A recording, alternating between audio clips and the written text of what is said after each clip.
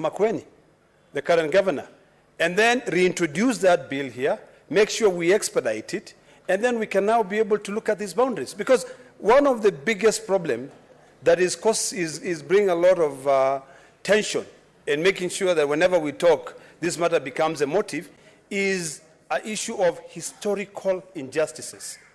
If you go to Narok County, Mr. Speaker, you'll be shocked. Nakuru County cuts across Narok County. And that was brought about by the former Minister for Finance, Simon Nyachai, when he allocated himself the land. And then the other side is Narok. This side is Nakuru. So, Mr. Speaker, my request to you would be that you commit this statement to the committee, the relevant committee, and also the distinguished senator from Kisumu to now co-sponsor this bill with someone else in the National Assembly so that we can be able to expedite it and pass. Thank you, Mr. Speaker. Senator Andy Okech.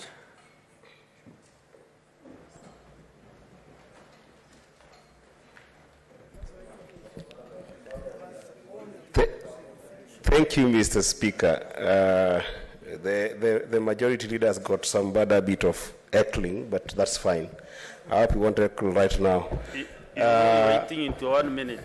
Sure. I think that on this issue, Mr. Speaker, I think it's critical that we don't degenerate to a house that almost promotes, defying the Constitution in some way. Because under Article 6 of the Constitution, the creation of the county is very clear, of course, supported by Schedule 1, that is very clear. And it is important that we know that historically, the creation of boundaries was done with the spirit of reforming the previous provisional administrations that we had. And of course, these boundaries, we basically adopted a system of the 46 district that we had in the previous provisional administration that we had since 1992. And if you look at those districts then, it is very clear that places like Sondu were in Kisumu, and places like Chulaimbo that the majority whip has talked about passionately were very clearly in Kisumu. So I think that this kind of border issues in the counties, the best place that we can be able to explore, and I don't think we have explored this as much, is taking advantage of intergovernmental relations, whereby these issues should be solved within communal understanding. And I think that when my brother, Senator Osotsi, was talking about things like intermarriages, I don't think that he was just talking about the issue of intermarriages just to make fun of it, but I think that it's critical that when it comes to boundaries of counties, it's critical that we always understand that communities and villages have got ways in which they can have conversations around making these borders more amicable and solving the solution, bringing solutions that are more amicable than very emotive issues that we see politicians, like some of us here, escalating these issues and forgetting the historical formation that we had then. It is critical that we understand that the public provisional administration that we adopted these boundaries from were basically as they are right now. Thank you so much, Mr. Speaker. Thank you. This issue on boundaries is actually a very emotive issue, and as members have indicated, there are so many boundary disputes across counties in many areas. So, as I refer this statement to the relevant committees, I would encourage as many members as possible to raise similar statements so that they can consolidate and work on this matter once and for all. So the statement is committed to the Committee on Devolution and Intergovernmental Relations, together with the Committee on National Security and Defense and Foreign Relations.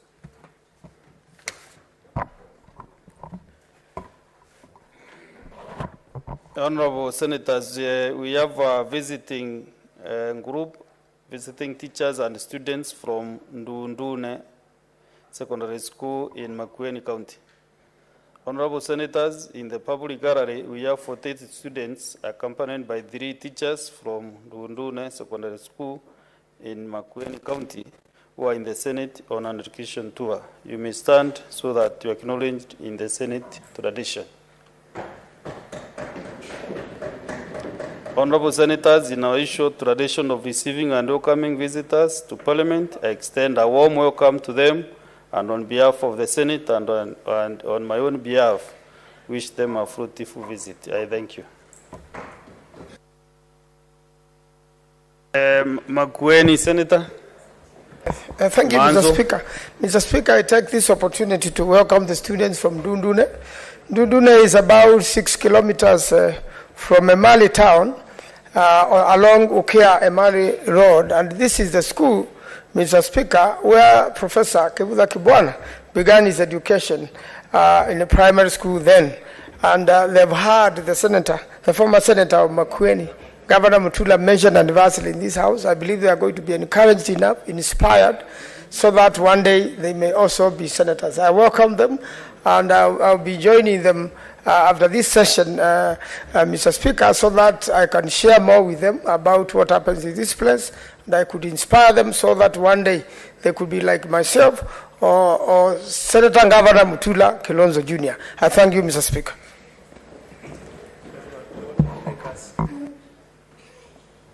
Let me give one more member, Senator Agnes Kavindu Odama.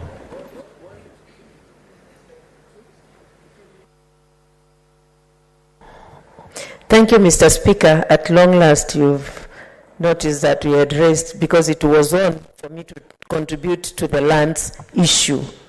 But let me take this opportunity to join you and Senator Manzo to welcome the students from Ndundune Makueni.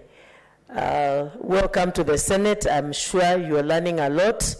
And as Senator Manzo has said, you have senators amongst you, you have even presidents, maybe, who knows. So study hard and just be obedient to your teachers, and I'm sure God will bless you. Mr. Speaker, if you allow me, I'll just mention something about the statement that you have just directed. We concluded the matter on that statement, maybe on another one that is coming. Yes, but Mr. Speaker, I would ask you to also check every side, because like him, the senator from Turkana, he pressed to speak long time ago. I also pressed. So, Mr. Speaker, please.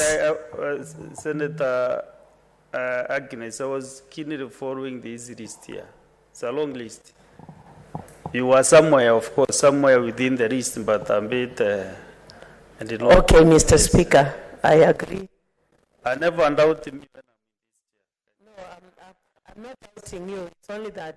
Anyway, let me not argue. Yeah. Thank you, Mr. Speaker.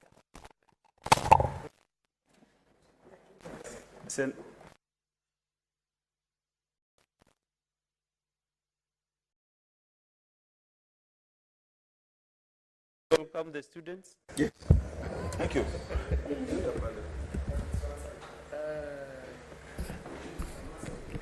Asante Bwana Spika kwa kunipatia nafasi hii. Bwana Spika, kwanza nataka kukuunga wewe mkono kwa kuwakaribisha hawa na pia kujiunga na wewe kwa kuwaambia karibuni ndani ya bunge la Senate. Kitu cha muhimu ni kwamba hawa wamekuja hapa kujionea vile ambavyo Senate huwa inafanya kazi, na pia vile vile kuweza kuona wa viongozi wao wanavyoweza kutekeleza wajibu wao wakisha wachagua. Bwana Spika, ni jambo la muhimu watoto wa Ndundune, nimeambiwa inaitwa Ndundune secondary school, ambao pia wako na primary school. Nimeambiwa na mwenyeji kutoka Makueni, ndugu yangu wakili mkubwa katika Kenya, ndugu yangu Maonzo, ya kwamba ni shule nzuri ambayo ilipitiwa na vigogo ndani ya nchi hii yetu Kenya. Kwa hiyo mimi kitu ni kwamba nawatakia kila laheri, na kuja kwao hapa wameweza kujionea vile ambavyo kazi inaendelea ndani ya Senate, na ninayo hakika ya kwamba katika maisha yao mmoja wao ama wawili wao wameguswa, na mimi nina imani ya kwamba katika masomo yao kunao wengine watakuwa na siku moja watakuja kusimama hapa na waseme tuliweza kuwaona wale viongozi wakifanya vile, na sisi pia tunaomba Mwenyezi Mungu atusaidie tuweze kufika katika ile bunge. Na watakia kila laheri katika shughuli zao hawa watoto wa Ndundune, ili waweze kujifundisha na wakirudi nyumbani wawe na moyo ama ari ile ya kuweza wakimaliza masomo yao waje hapa pia. Baada ya sisi tutakuwa miaka mingi tumeshaenda. Asante Bwana Spika. Okay, Senator Lematian Ezena.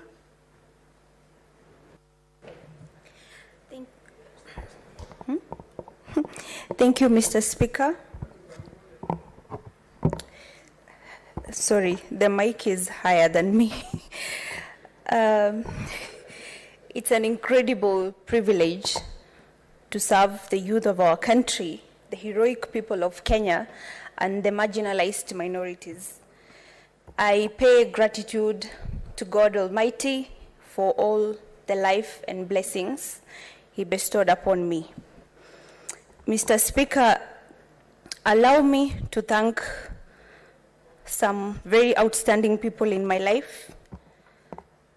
First and foremost, my very supportive family, my late father, Raphael Lemalitian, who was a great statesman and who taught me a lot about love for country and love for humanity.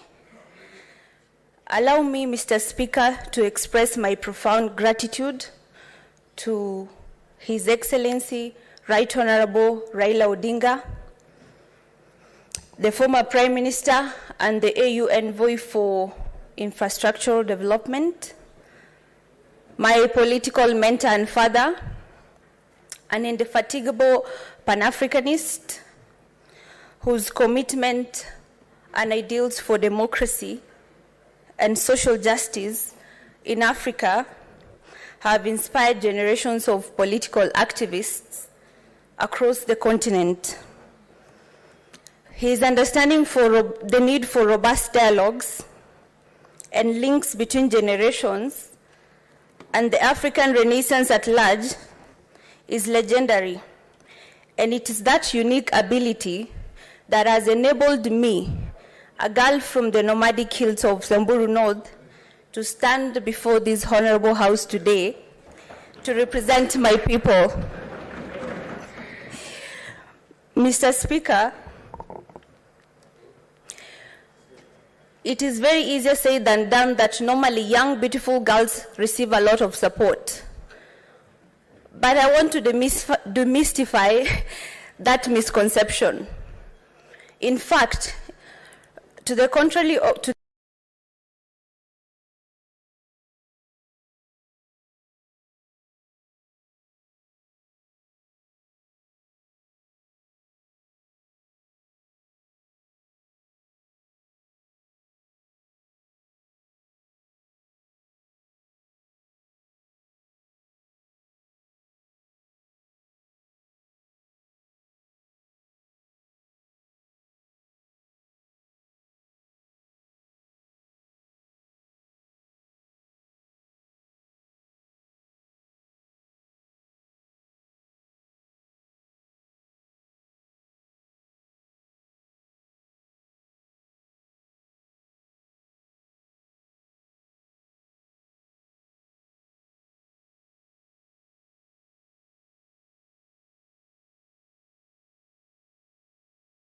the new constitution, before the constitution which we have now, it was created following the model of what you have in the United States.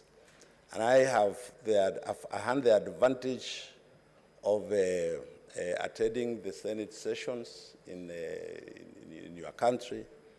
I have been around here in the corridors of this parliament for about 20 years.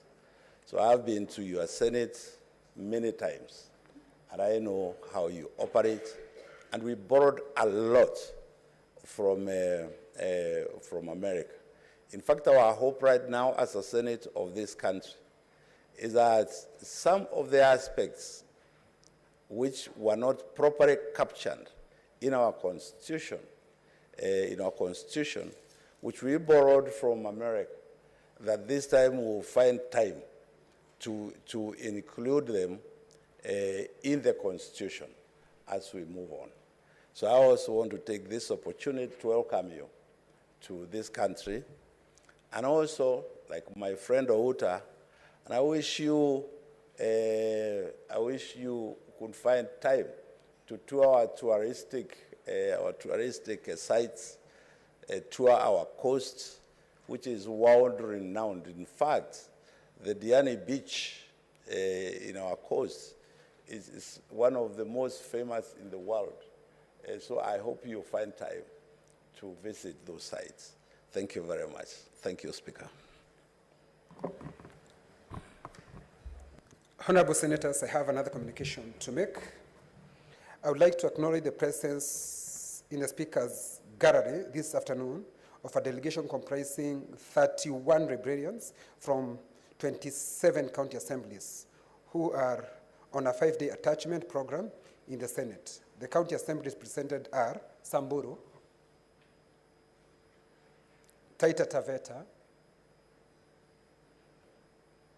Laikipia,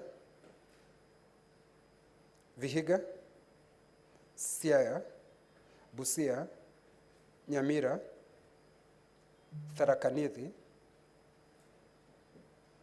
Tana River, Nyandarua, Wajir, Embu, Kisumu, Nakuru, Kajiado, Nairobi, Kirinyaga, Kiambu, Nyeri, Kisii, Mandera, Migori, Homa Bay, Garissa, Kericho, Bomet, and Kakamega. The objective of the attachment program is to equip the officers with specialized knowledge and the sharing of experience between officers at the Parliament and county assemblies, and further to facilitate upscaling of the operation of the county assembly libraries as a critical legislative bodies in preserving legislative record as a vital resource for legislature. Honorable Senator, in our usual tradition of receiving and welcoming visitors to Parliament, I extend a warm welcome to the delegation and on behalf of the Senate and on my behalf, wish them a fruitful visit. I thank you.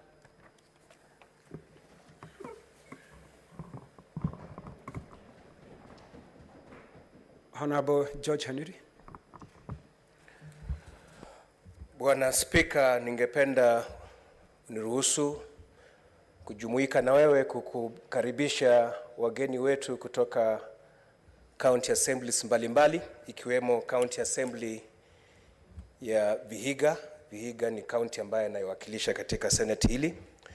Tunafuraha kuwakaribisha hapa na ninafuraha ya kwamba county assembly ya Vihiga imeweza kupata nafasi nyingi sana ya kutuma wajumbe katika Senate hii kujifunza mambo mbalimbali na mambo ya kuendesha Parliament. Ni hoja ipi ya nidhamu, Mheshimiwa Faki? Mwenzangu Senata Kanira amezungumzia nafsi badala ya nafasi. Nafsi na nafasi ni vitu vili tofauti, Mheshimiwa Spika. Kaunti ya Vihiga imepata nafasi nyingi kuleta wafanyakazi wake hapa bunge kusoma, lakini sio nafasi, Mheshimiwa Spika. Asante. Pengine tu Senator Faki, pengine tu ni vile alivyotohoa lile jina kwa sababu ulimuelewa, lakini tayari amekuelewa vizuri. Endelea Senator. Hata hivyo bwana Spika, nakubali kukosolewa na Senator 001. Bwana Spika, nilikuwa nasema ya kwamba wamepata nafasi nyingi ya kuja kujifunza mengi kwa bunge la Seneti, na nashukuru ya kwamba administration ya county hiyo inawapatia nafasi hiyo. Seneti ni mahali pazuri pa kuja kujifunza. tuko na ile ambayo kwa kimombo wanasema best practices. Sijui 001 atanifunza best practices kwa Kiswahili tutasema namna gani. Kwa hivyo mnajifunza kutoka kwa wale ambao wanatekeleza mambo yao kwa njia ya wema kabisa. Kwenu siwezi kujitetea, nilijitetea kwa wageni wa kutoka mbali kuwaeleza ya kwamba seneti hili viti vinaonekana bure kwa sababu watu wamekimbia mashinani kutafuta kura. Nyinyi ni wa hapa, mnaelewa ya kwamba hii sio kawaida yetu. Wengi wanatafuta kurudi hapa, wengi wanataka kukuwa magavana kama mimi na wania kiti cha ugavana cha Vihiga.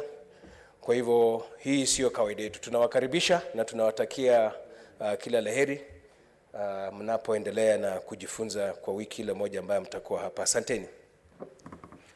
Senator Gertrude Msuruve.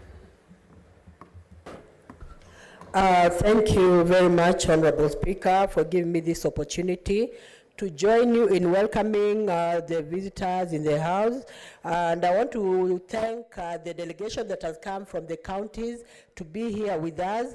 And it must be very clear, as the delegation is coming here, they must know very well that we know and we are committed to ensuring money is allocated and disbursed to the counties, and that there's service delivery in the counties. But the onus is on county assemblies to ensure that the money is rightly utilized, that service delivery has been done effectively, and that public participation also has taken place effectively in the counties. I also want to thank the visiting students from the US. I've seen some of them are old, some of them are young, and this is very good because benchmarking in the Senate to see what exactly happens in leadership is very important, because when it comes to our future actually is in the hands of the youths. As we are grooming them, as they come to the Senate, they see how we are legislating, then they'll have something to take home. Honorable Speaker, I support you in actually welcoming all these visitors in the House. Thank you. Senator Mwinyi Haji Mohamed Faki. Asante Mheshimiwa Spika pia kwa kunipa fursa hii kujiunga nawe pamoja na maseneta wenzangu kuwakaribisha wahudumu wa maktaba kutoka kaunti zilizotajwa. Mheshimiwa Spika, maktaba ni kiungo muhimu cha elimu na vile vile pia cha taasisi tofauti ili kuweza kujua tunatoka wapi na tunakwenda wapi. Na nafikiri yale ambayo wataweza kusoma hapa itasaidia pakubwa Mheshimiwa Spika kuweza kutengeneza maktaba na makavazi mazuri kwa vizazi vijavyo. Mheshimiwa Spika, hapa bungeni tuna utaalamu mwingi na vile vile pia tuna vitabu na stakabadhi nyingi ambazo zisaidia pakubwa kutuelimisha sisi kama maseneta na watu wengine kuhusiana na taratibu za bunge na mambo mengine kama hayo. Kwa hiyo kusoma kwao Mheshimiwa Spika, kuhudhuria kwao vikao hivi itasaidia pakubwa kuweza kujenga elimu na vile vile pia kujenga uhusiano bora kati ya bunge letu la Senate na zile county ambazo zimekuja. Karibuni Mheshimiwa Spika, asante. Senator Samson Cherargei.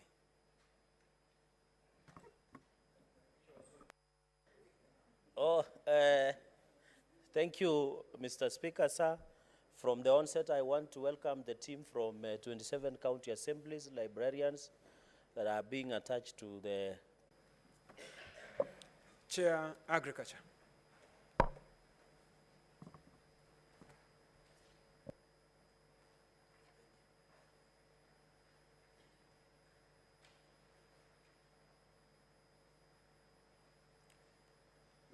Mr. Speaker, sir, I beg to lay the following paper on the table of the Senate today, 18th May 2022. This is the report of the Standing Committee on Agriculture, Livestock and Fisheries on its consideration of the National Assembly amendments to the Coffee Bill, Senate Bills number 22 of 2020. Thank you, Mr. Speaker.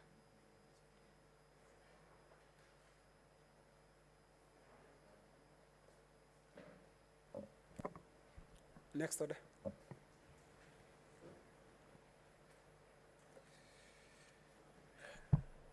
Order number 6, notices of motion. Order number 7, statements.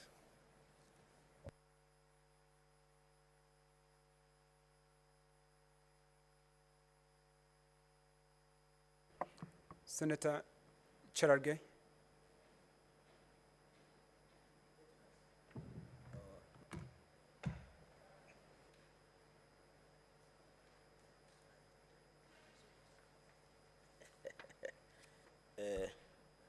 No, sorry.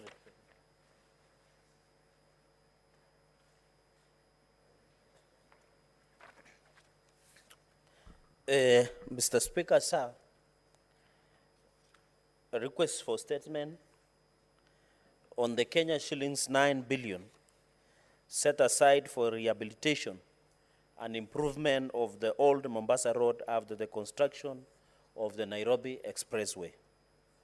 Mr. Speaker, sir, I rise pursuant to Standing Order 48-1 to seek a statement from the Standing Committee on Roads and Transportation regarding the extra Kenya shillings 9 billion that has been set aside by the Ministry of Transport to be used in rehabilitation and improvement of old Mombasa Road, in brackets lower deck, after the construction of now the famous Nairobi Expressway. In the statement, Mr. Speaker, the committee should, 1, state why the cost of the construction of the Nairobi Expressway, which has initially been projected to cost of Kenya shillings 65.2 billion, but later increased by Kenya shillings 7.6 billion to Kenya shillings 72.8 billion, as stated by Kenya National's Highways Authority, KENHA, did not factor in the cost of rehabilitation and improvement of Old Mombasa Road, the lower deck. Number 2, explains the reasons for the ministry setting aside the Kenya shillings 9 billion, yet the contractor, China Roads and Bridge Construction Company, which is responsible for damages on the old Mombasa Road lower deck, and should take full responsibility. Number 3, Mr. Speaker, sir, explain whether the contract had factored that was awarded to China Roads and Bridges Construction Company had factored escalation costs, stating the amount projected for escalation and variation on the construction of the road, that is now the expressway, considering this extra cost of rehabilitation of 9 billion. Mr. Speaker, sir, provide a comprehensive report on variations of cost in contracts for construction of other major roads in the country, if any, and the total amounts involved in such variation in all roads that are being raised to bitumen standards across the country. And finally, Mr. Speaker, provide a definite timeline. And you know, Mr. Speaker, most Kenyans who live along Mombasa Road had relocated because of the construction, and most businesses were closed along that route.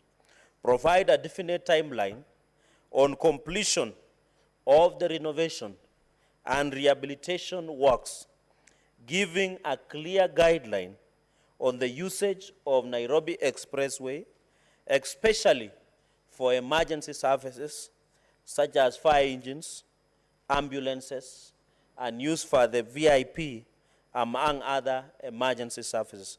Mr. Speaker, sir, I thank you. Senator Stewart Mazai.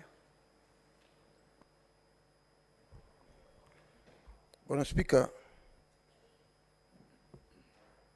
nataka kuongeza kidogo nikisema kwamba, Bwana Spika, wale waliotengeza barabara walikuja hapa Kenya wakapata kwamba kuna barabara zake tayari, na hivi sasa wakatoboa mashimo, wakatengeza vile walivyotengeza, wametengeza barabara yao nzuri sana, hata mimi nishawahi kupita. Lakini sasa kule chini walikoharibu, kuna umuhimu ya kwamba anayeharibu ndio anayetengeza. Naona kuna mushkil hapo wa kwamba watu fulani sasa wanataka kuingia katika mambo ya ufisadi. Hizo 9 billion ni pesa za Wakenya, ni pesa za watu wa lalahoi ambao wanajaribu sana kuishi katika hii nchi. Na hii nchi imekuwa gali, watu hawawezi kuishi. Kwa hiyo tunataka kujua kitambo cha kwanza ni kwa nini wanauliza hili swala la kuongezwa pesa za 9 billion ili kutengeza sehemu ambayo iliharibiwa na wale waliopewa hiyo contract waitengeneze. Bwana Spika, tumekuwa na ufisadi sana ndani ya Kenya, na hususan hii wizara ya barabara. Ndani ya barabara, kama mtu anataka contractor yote anataka kuwa tajiri, anaenda katika upande wa takriban mambo ya kutengeza barabara, na tumeona hiyo ikitendeka, na watu wanaotengeza barabara kila siku wamekuwa matajiri wa kupitukia. Sasa hata hawaangalii tena umaskini wa Mkenya, imebidi ni kugandamizwa tu. Hivi sasa hiyo barabara ya kwanza, hiyo express highway, kupita juu unalipa bei ghali sana. Ukilipa shilingi 10,000, ukiangalia, ukienda airport, ukirudi, ukitoka, ukiingia ndani, ukiwa unaenda sijui pande gani na pande gani, niliangalia hii weekend, 10,000 unaweza maliza na siku 2 kwa hizo barabara. Sasa mimi naweza kukuambia wazi Bwana Spika ya kwamba huu ufisadi wa hali ya namna hii sisi kama Wakenya hatuwezi kukubali. Lazima kuweko na sababu mwafaka ambazo zitaeleza vizuri ya kwamba hizi pesa wanazouliza. Na Seneta Cherargei nataka kumpatia heko sana kwa sababu ya swala kama hilo. Tunataka kujua ni kwa sababu gani hii kampuni kama bado iko na sasa wanaendelea kuchaji wa Kenya. Hiyo pesa wanaochukua kuchaji wa Kenya kutembea katika hiyo barabara, watumie hiyo kutengeza hiyo barabara ambao wameharibu huko chini. Asante Bwana Spika. Asante. Senator Gertrude Msurove. Thank you, Speaker, for giving me this opportunity to give my comments. And I want to start by thanking Senator Cherargei for bringing a very important statement on the floor of this House. And it is coming at a time when we are almost going for recess, and yet this is a very, very serious statement that needs to be pursued up to the end of it all. Honorable Speaker, there is need for the committee to ensure that it intervenes, interrogates, and finds out, the modality of payment of the money to the contractors. And if the contractors were paid upfront all the amount of money, what was the logic behind paying the contractors?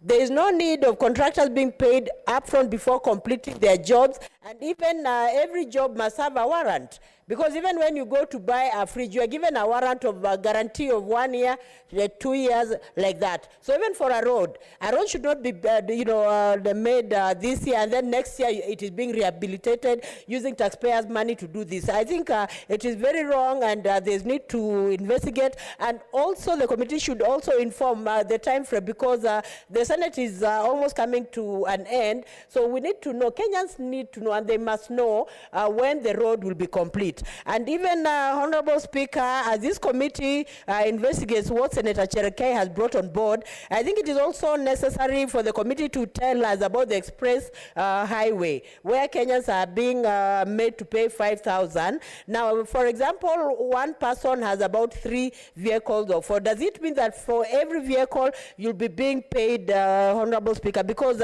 I'm wondering whether this is a road that is meant to help Kenyans, should be used by Kenyans, because it is now a business. So the expressway must come out clearly to say why they're using taxpayers' money to make a road that Kenyans will pay, while using the road. This is something we should not really keep quiet as Kenyans. We must really be given answers as to why this should be there. So I want to say, Honorable Speaker, that it is the honors of, the contractor to do any repairs that are there, but not the government to allocate a huge sum of money, taxpayers' money, again to, rehabilitate the road, and yet the contractor was paid full amount of money, Honorable Speaker. So there is need to investigate this, and Senator Cherekai, thank you so much for bringing this on the floor of this House. This is a statement that should not be taken for granted. It should be taken with the seriousness and the gravity in which it has come, it has come on the floor of this House, Honorable Speaker. I support this statement. Thank you. Senator Faki. Mimi pia najiunga na Senator Cherargei kuunga mkono maombi yake ya taarifa kuhusiana na barabara ya Mombasa Road.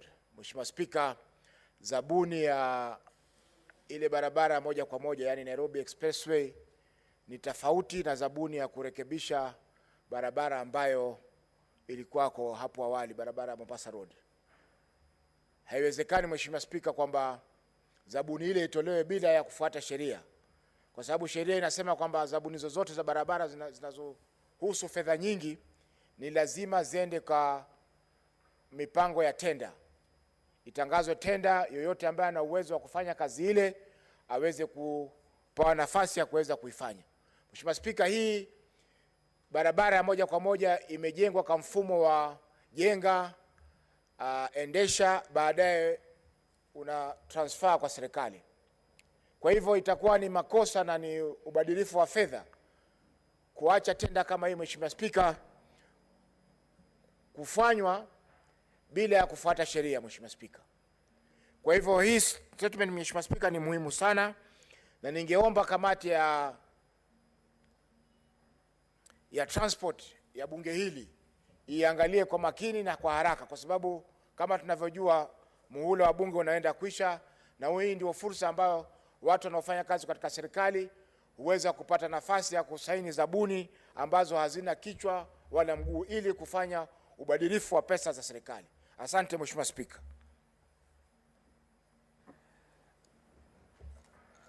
Get to Msuruve for your statement.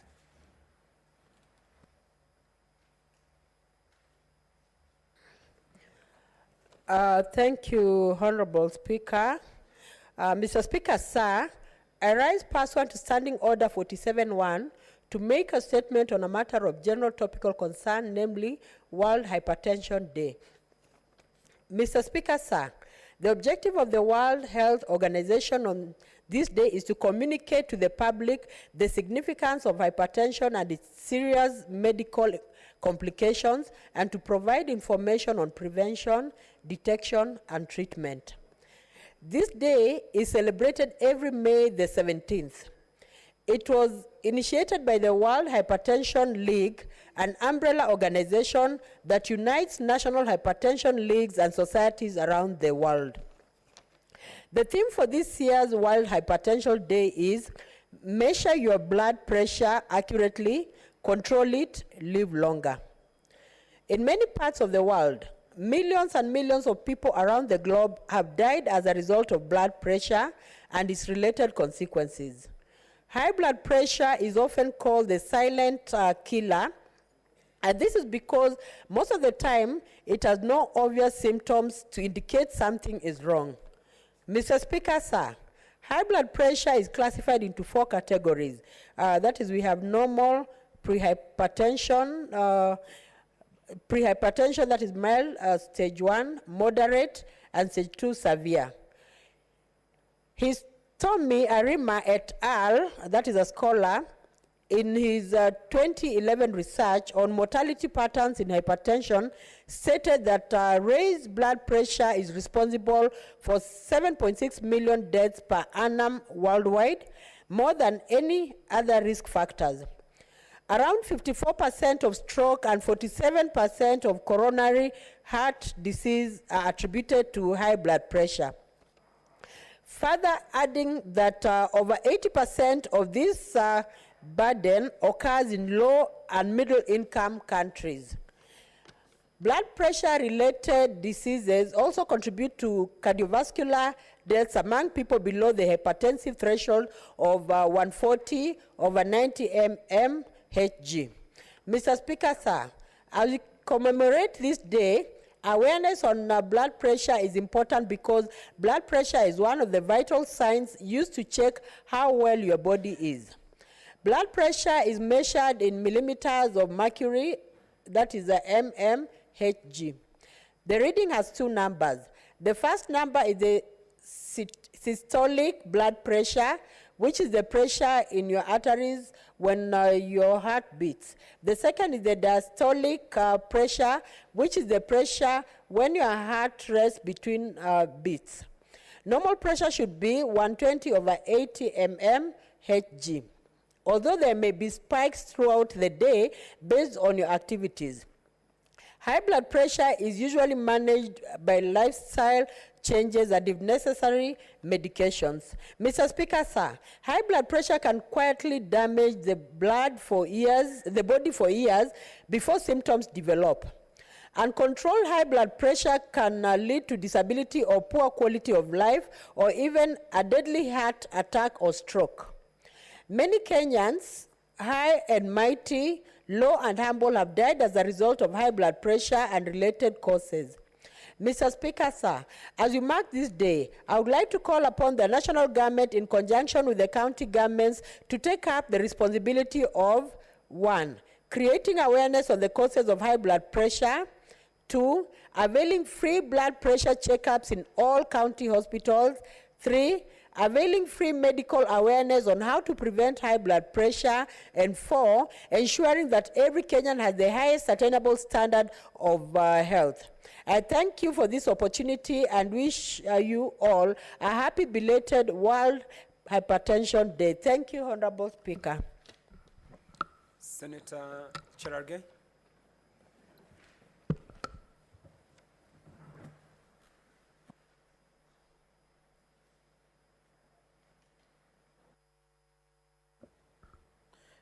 Thank you, Mr. Speaker, for this opportunity.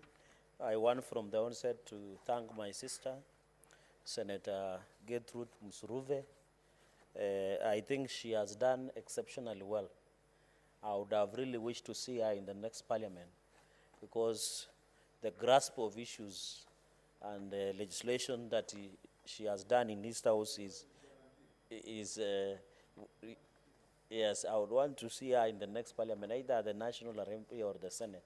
And I hope the party is taking of note through the Deputy Minority Leader, Senator Stewart Manzayo, because she has done well. At least she has exceptionally done well. And I hope the people also of Kakamega are taking note of. Mr. Speaker, I want to thank her for bringing this issue.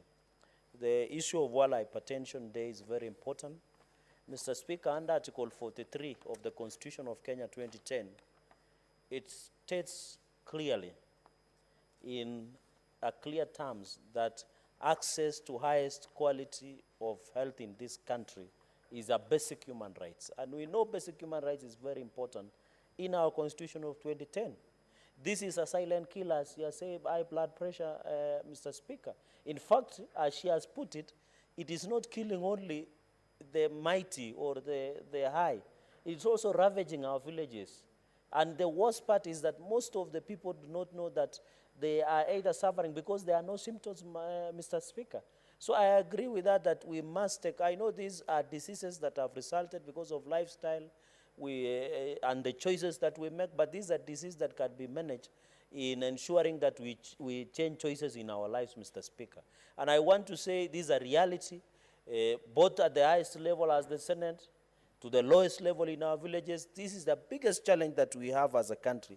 And I think as we mark this day, we must take opportunity, and as Senate, Mr. Speaker, and Parliament, and other people who are salaried or government employees or private sector, some of them have access to be able to take medical checkups once in a while. And this is important that it can be detected early so that you can live a life to the fullest, because after some time it destroys organs of the body, the symptoms are not seen, and that is why some people call it silent killer, Mr. Speaker. Mr. Speaker, it's worth noting that health as it is has been devolved. And one of the requests of our colleague is to at least create in centers, county hospitals, sub-county hospitals, local dispensaries that we have, that ordinary people can walk to like Mosoria Sub-County Hospital and check their pressure, be it Kapsabet County Referral Hospital or any other part, for example, in Nandi County, any other part in Laikipia, in Embu, in any other part, including Kilifi and Mombasa. We need that access. And the reason, Mr. Speaker, we devolve the health was to ensure we bring it closer to the people. That was the real intention of devolution. But up to now, the health sector is struggling. The health sector itself is in ICU. Because the challenges that are facing our health in our counties is one, there is the challenge of human resource issues. You find there is always been unsettled fight with governors on the issue of hiring, salaries, emoluments, Mr. Speaker, challenges that are bedevil our health sector in our counties, Mr. Speaker. The reason, and I think the wisdom of the drafters of the Constitution to devolve health, they realize each and every Kenyan should be able to access an health center, a dispensary, a level 4 hospital, county referral hospital, of course the national referral hospital like Moi Teaching and Referral, I think there is Mbagathi, there is Kenyatta National Hospital, and many others. I think there is one that has been built in Nyeri, Mr. Speaker. These are things that governors can do and ensure that our people can walk in, do check-up on. And there are many Kenyans who are also diabetic, Mr. Speaker, even in our own families. There are Kenyans who are suffering with blood pressure. These are lifestyle diseases that you might look. And you know, even when, as a man, Mr. Speaker, I was being told also when you have high blood pressure and diabetes, performing other issues and rising to occasion also becomes a problem. And yes, and that is, Mr. Speaker, it is also some of the challenges that we are talking about with this disease. And in fact, the issues of medical awareness, I think it's very important. The way, Mr. Speaker, I wish you would see, I have seen counties and our hospitals sometimes do awareness on issues of children, pediatric, issues of breastfeeding, and many others. These are also should be included in terms of free medical camps, the awareness that we are talking about, Mr. Speaker. Mr. Speaker, we need also Kenyans to know the causes of high blood pressure, Mr. Speaker.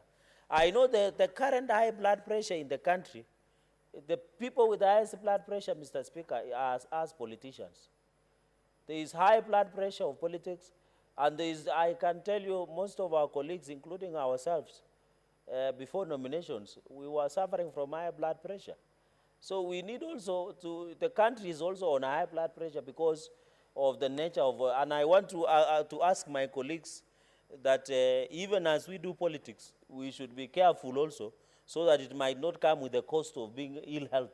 Because I know with the competition that is there, fighting politically, it should not make us lose our health or fight each other or ensure each other. So in as much as, and I think this is an issue that we can always address, Mr. Speaker, and ensure that our counties at least ensure that they create awareness, and where colleagues or wananchi have those challenges of diabetes, high blood pressure, because these are lifestyle diseases, Mr. Speaker, there is a way that even those county hospitals that we're having at the lowest level, be it in Laikipia or in Nandi County, for example, those are, we need to teach our people how you know it's not a death sentence. You can still manage and be able to enjoy life as it is, Mr. Speaker. And I want to really thank, and I hope the Committee of Health, I know they have not been Committee of Health membership, I don't know whether they are members here, but through the chair and through the answer, Mr. Speaker, if they can take note that this is a serious issue, we can also in future ensure as a Senate and as a Parliament also, we can also offer medical awareness and free medical checkup, especially after 9th of August, Mr. Speaker, and ensure that we attain. So I really want to thank Senator Gertrude Musuruve for this bringing to attention of the nation, bringing to the attention of all of us that we need to look back. This is a silent killer. There are no vital signs, Mr. Speaker, but it is about the choices that we make in life. And I think county governments and national governments must be at the forefront to ensure our people do not continue to suffer in some of these things that we can prevent, Mr. Speaker. For those many remarks, Mr. Speaker, I wish all of us, and mostly our brothers and sisters who suffer from high blood pressure, Mr. Speaker, on this World Hypertension Day, and wish well and call upon the sector players in health ministry to take note of this, Mr. Speaker. Thank you, Senator Cherargei. Chairperson, Standing Committee on Roads and Transportation is not there. Deferred. Next order.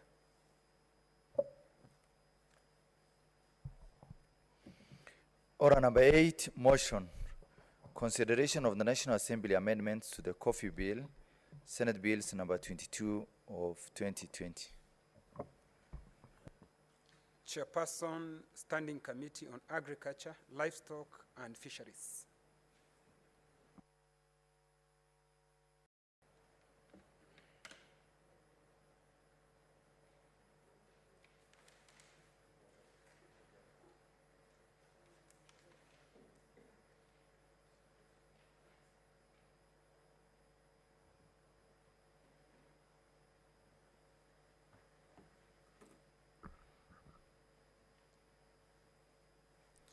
Thank you, Mr. Speaker. Mr. Speaker, that pursuant to Standing Order 159, the amendments of the National Assembly to the Coffee Bill, Senate Bill number 22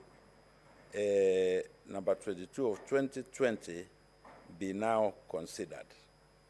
Mr. Speaker, sir, first I wish to thank my committee, the Committee of Agriculture, for the diligent work that they have done in considering these amendments.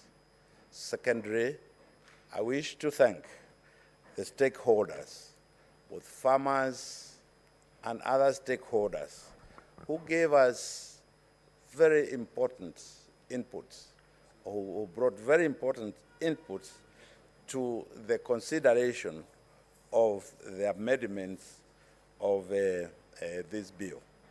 Mr. Speaker, you remember when I moved this bill, I enumerated the problems of the coffee farmers. I enumerated the history of the coffee in this country. I also enumerated very clearly the reasons why Senate found it necessary to introduce a bill in this House. But the main reason was to alleviate the problems that the coffee farmers in this country go through, particularly the peasant coffee farmers in this country. Mr. Speaker, with these amendments, the amendments from the National Assembly, we do not agree with them. And Mr. Speaker, the problem is we cannot agree with some and disagree with the others. It's either we agree with all of them or disagree with all of them. That's the unfortunate bit. So we may agree with quite a number of the amendments that they have brought. But Mr. Speaker, the key amendments that they have brought really cannot be agreed with. The Senate found we cannot agree to them because they do not, they actually kill the very spirit of this bill. We brought this bill, Mr. Speaker, to this House, and this House considered the bill, and this House unanimously passed that bill because in the wisdom of the members, the bill addressed the core problem of coffee farming in this country. Mr. Speaker, you will remember that this House did feature and did indicate that since independence, we have never quite gotten ourselves out of the yoke of colonialism in some sectors. And one such sector is the coffee sector. Mr. Speaker, we have done very well in many other areas, including in the coffee sector. But Mr. Speaker, what has happened is that the farmer has been held captive by marketers, by people who control their coffee beyond where they can themselves where they can intervene. Mr. Speaker, what happens in the coffee sector is that once the coffee leaves the farmer's farm, it goes to their cooperative society. From their cooperative society, that coffee, which at that point is called parchment, moves on and goes to somebody called a miller, whose miller is licensed currently by AFA, but whose miller now mills that coffee. Mr. Speaker, after the coffee is milled, then it is taken to the auction. When that coffee is milled, Mr. Speaker, that is where the grades, coffee grades are realized, the grades which are taken to the auction. Mr. Speaker, the farmer has no way of knowing what kind of grades his coffee has realized until they are told by the millers. But Mr. Speaker, the mischief in the coffee industry in this country has been that the same miller has also been the marketer. The same miller holds two licenses, milling license and marketing license. So the mischief, Mr. Speaker, sir, has been that it's only the miller who knows the grades of the coffee that they are taking to the auction. And the farmer does not know. And you know, the only information he has is what they are given by the millers. And when the coffee goes to the auction, then the same miller who now has another license called marketing license is the one who goes to market this coffee. Mr. Speaker, to cure that mischief in the bill which we passed in this House, to cure that mischief, Mr. Speaker, we introduced a direct payment system, what we call the DSS. Mr. Speaker, the DSS was meant to cure that problem, i.e., the farmers, once the cooperative or the farmer takes their coffee to the miller, the coffee still belongs to them. They can pick their coffee and take it to the auction themselves or through an agency which is appointed by them, by the farmer. That way, Mr. Speaker, the farmer will be guaranteed that the proceeds that they will get from their coffee is the actual proceed that they are entitled to as farmers. Mr. Speaker, currently that is not the case. Today, a farmer will take their coffee to a miller. The miller will now instruct the farmer, tell them you have so many bags of AA, of AB, of PB, and the miller will take that coffee to the auction, go and auction the coffee. The same marketing agent is the agent of the buyer, Mr. Speaker. And that is what has killed coffee farming in this country. That's what has driven the farmer out of their farms in coffee farming. Mr. Speaker, you will be shocked that the amount of revenue between the coffee marketing, when the coffee is taken to the auction, and what they realize when they sell the coffee, the amount therein, Mr. Speaker, is 3 times what the farmer gets paid, because the farmer is not involved in the eventual sale of their coffee. That's what this bill, Mr. Speaker, seeks to, the mischief that this bill seeks to cure. Mr. Speaker, I am shocked that when we started doing this bill, we were moving very, very well with even with the Ministry of Agriculture. Somewhere along the way, Mr. Speaker, we parted ways. We parted ways. Where we are in agreement is that we want to establish a coffee board. And this bill is establishing a coffee board. This bill, Mr. Speaker, is establishing a coffee research institute, the way it used to be. Because you remember, when I moved the bill, I did indicate that I do not want to go back to what happened when the board was revoked and all the functions taken to AFA, all issues related to crops were taken to AFA, and that is where we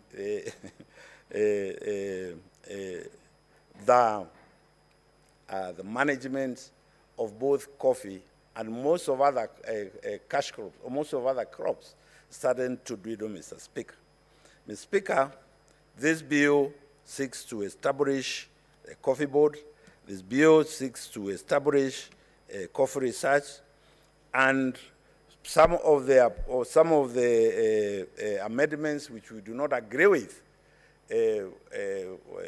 from the National Assembly, the National Assembly has brought to us, is that we do not want to wish away the county governments. Mr. Speaker, agriculture is wholly devolved. It's a wholly devolved function. And therefore, Mr. Speaker, it is inconceivable that you would have amendments that wish away our county governments. How, Mr. Speaker?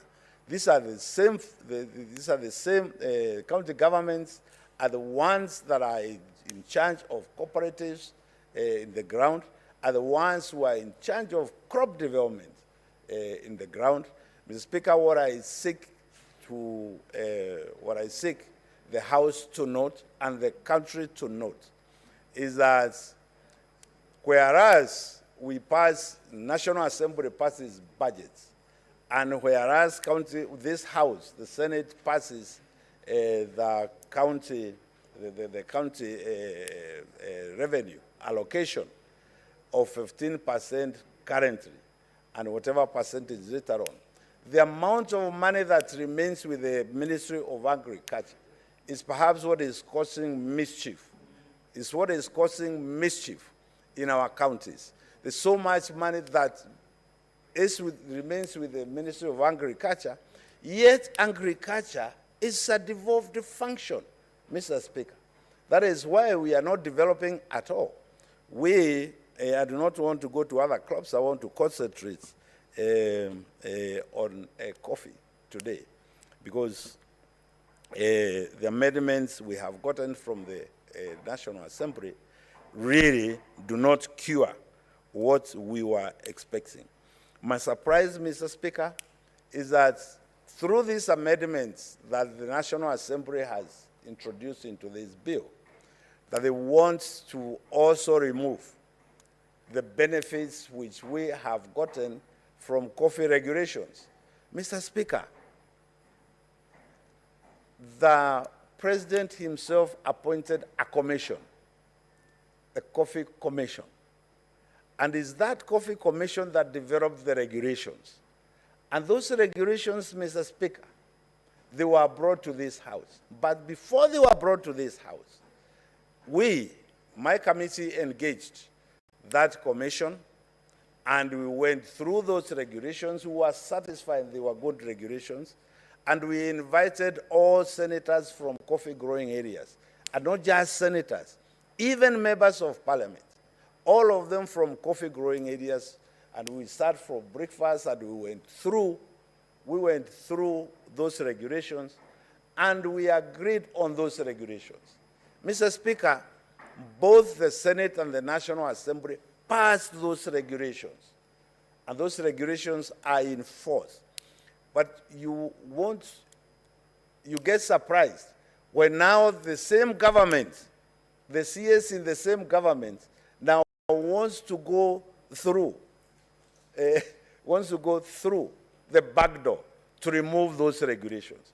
Mr. Speaker, it's inconceivable. That is why we have so many problems in this government.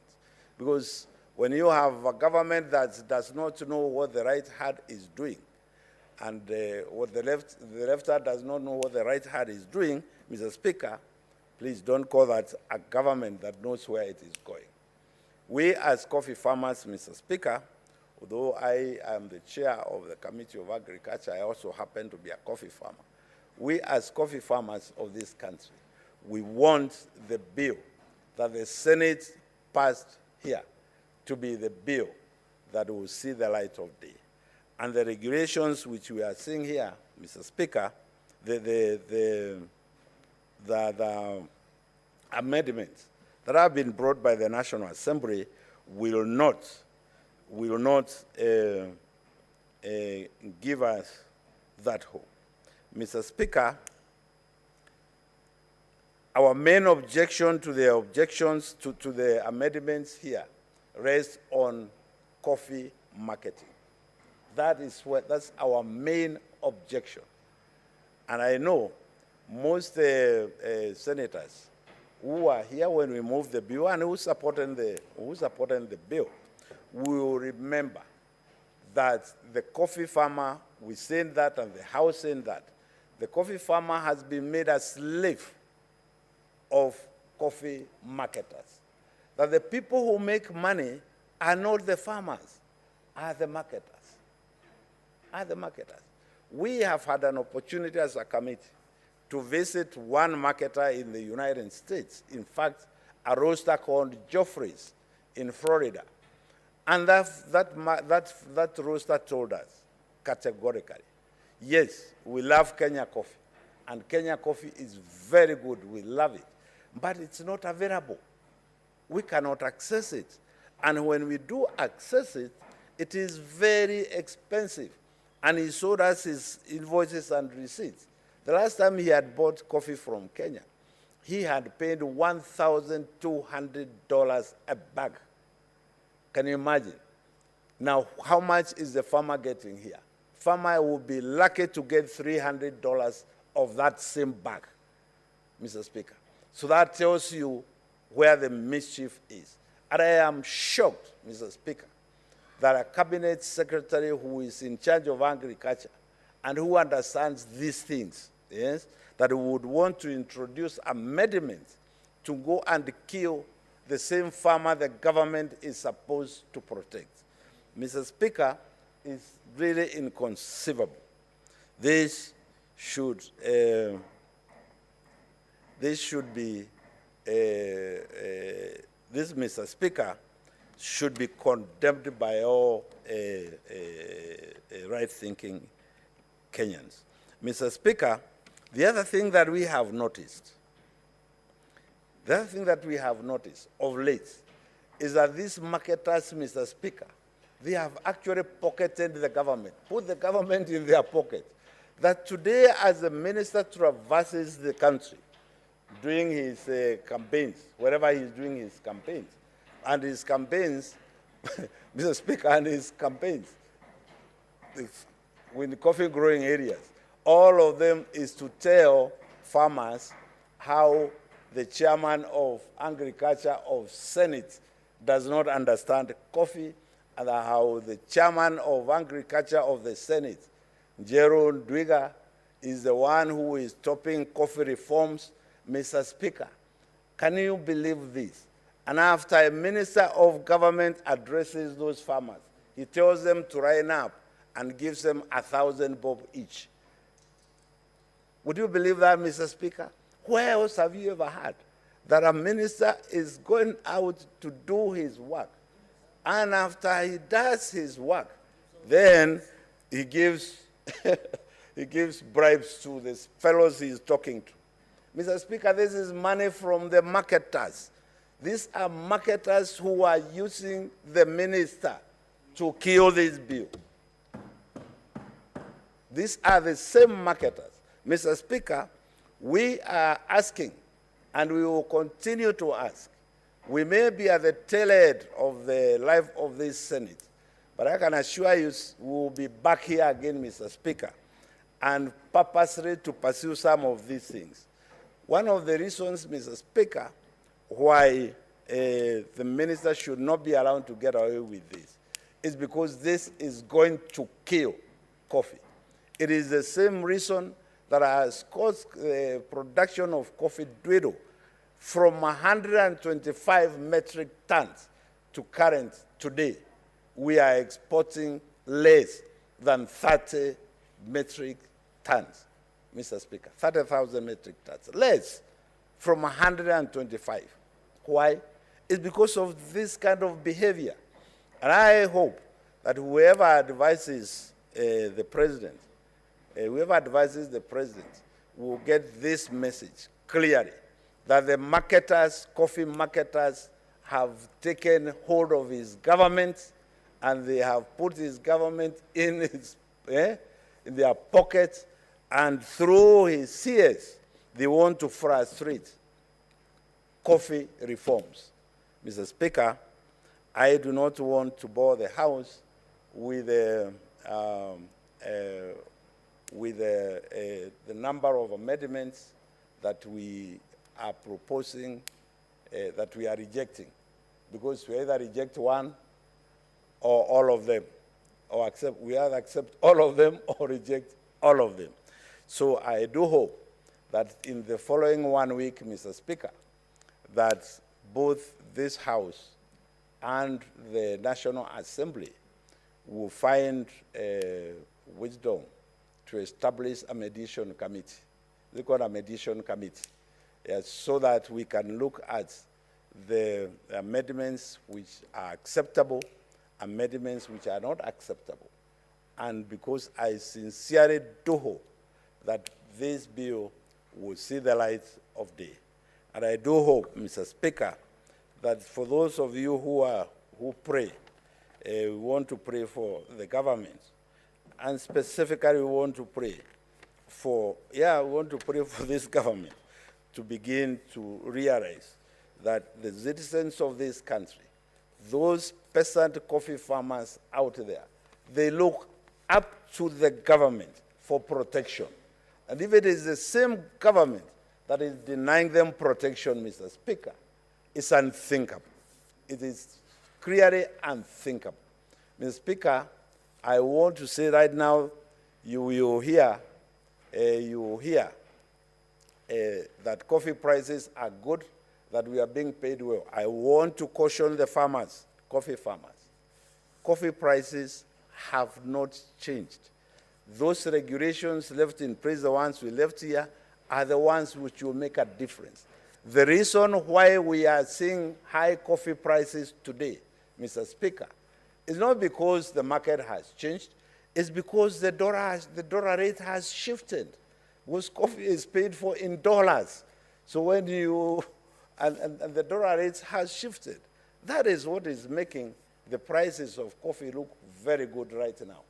The only cure we have got, the only protection we have got for the Kenyan coffee farmer is this bill, Mr. Speaker. Is this bill, once you remove the amendments, which, the mischievous amendments, which have been introduced by the government through the National Assembly. Those few remarks, Mr. Speaker, I beg to move. Your second. Yes, I have two members from my committee who are here. One has just walked in. The other one was here. He was listening. So, Mr. Madzayo, could you kindly second? Senator Madzayo is a member of the committee. Senator Stewart Madzayo. Stewart Madzayo. Thank you, Mr. Speaker. I second.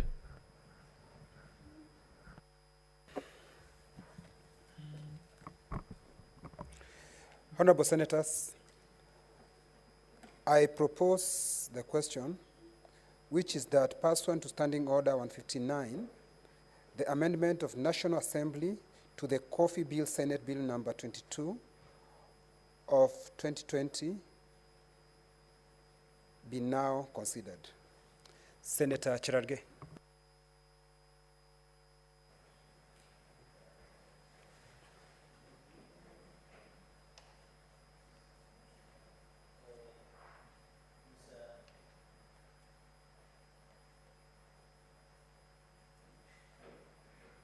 What is wrong? Mr. Speaker, I want to thank the Chair and the Committee of Agriculture led by Senator Njerundwiga for that wonderful work they are doing. Mr. Speaker, the issue of coffee continues to be a serious problem, especially to our farmers.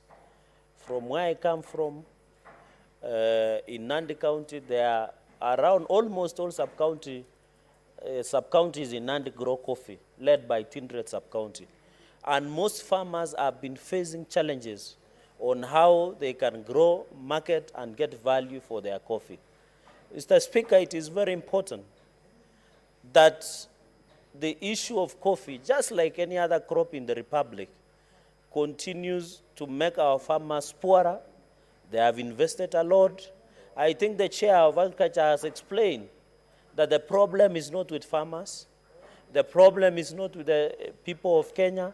The problem is with the Ministry of Agriculture and the government and the coffee marketers, Mr. Speaker. And you know, Senator Njerundwiga understands very well about the coffee, having worked as a cabinet minister in several governments that we have had in this country. Mr. Speaker, you know, since the current cabinet secretary, Peter Munya, came into as the cabinet of agriculture, our farmers continue to suffer because he has turned most of his engagement with farmers to political rallies. You can see most of the time insulting, demeaning, and even giving handouts to farmers, Mr. Speaker. You remember the fight that we had about the tea sector, the fight that we are having. We remember the fight that we have about the coffee. These cartels must be called out. What is it, Senator Stuart that Mazai? are in Ministry of Agriculture that continues, Mr. Speaker, that continue, Mr. Speaker, to destroy our farmers. And we must name and shame them, Mr. Speaker. What is it, Senator Stuart Mazai?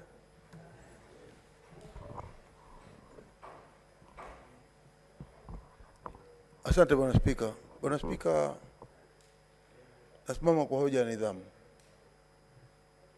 Nataka kuuliza kwamba ikiwa yule anaoongeleshwa hayuko ndani ya bunge wala hajaitwa wala kisa kama hicho hajaambiwa ama kuletwa hapa kwenye bunge na kuulizwa na akashindwa kujibu,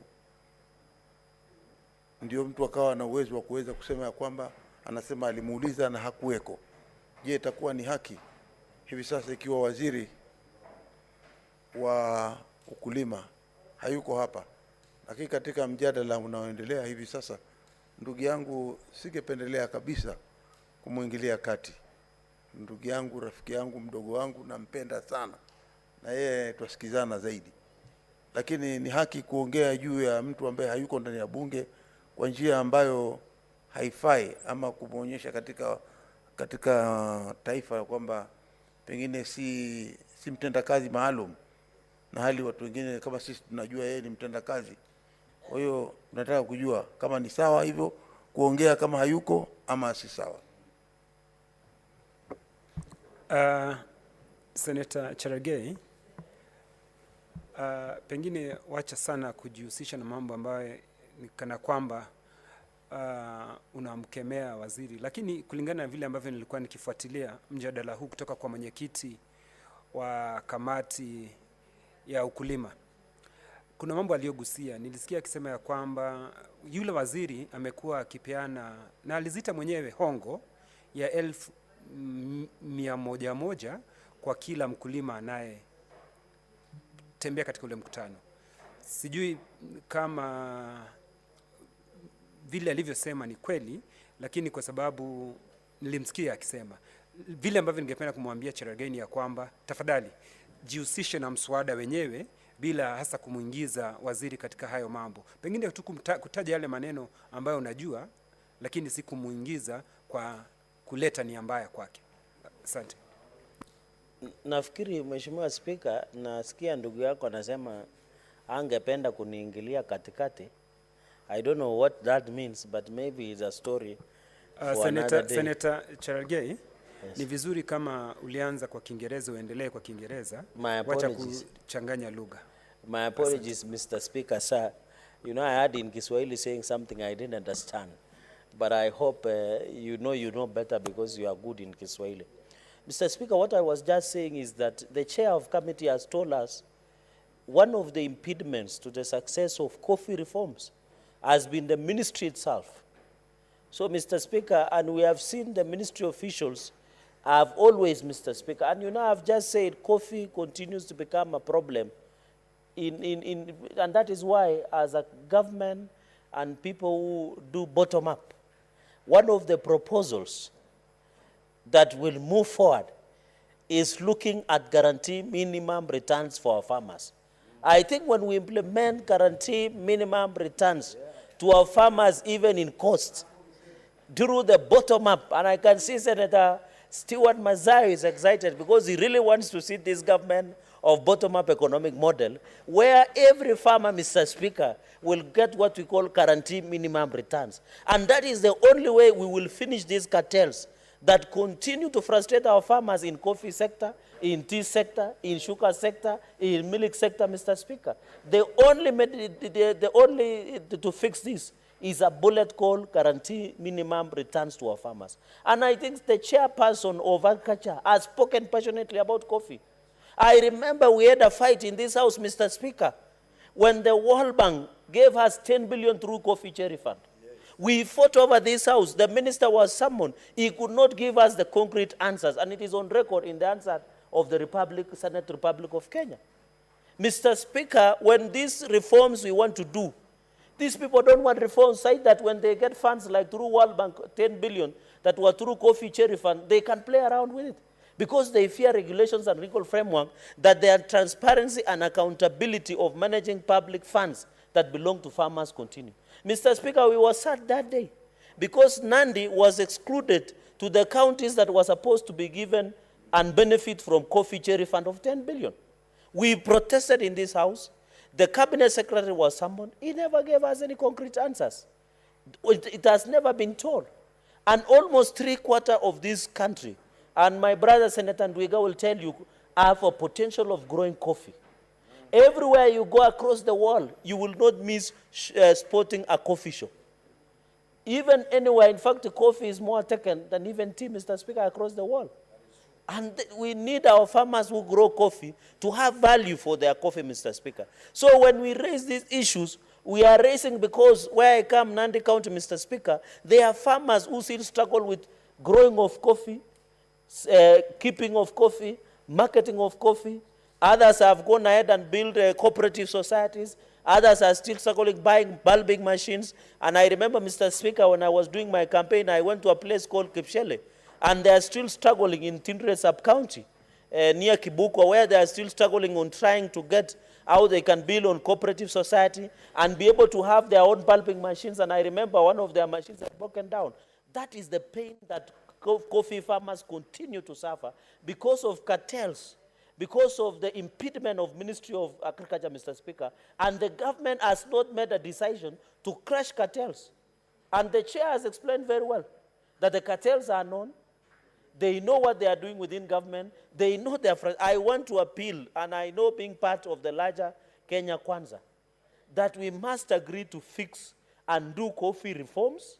We agree with tea reforms, sugarcane reforms, coconut, tea, milk, and any other reforms to ensure our farmers get the value for guaranteed minimum returns. So I want to really thank our chair and say he has spoken with passion, and I felt as a representative of the people who grow coffee in the North Rift. I live in Kericho, Mr. Speaker, my neighboring, a place called Kipkeli, and we were sharing with the chair, was one of the first places to grow coffee and have a machine in Kipkeli. I think in the 1930s, even before the onset of colonization in this republic. But when you go to Kipkeli in Kericho County, they are yet to get the value of what they have grown coffee over decades, Mr. Speaker. So I really want to support and agree that if there are amendments that needs to be done, the Senate must stand its ground because, Mr. Speaker,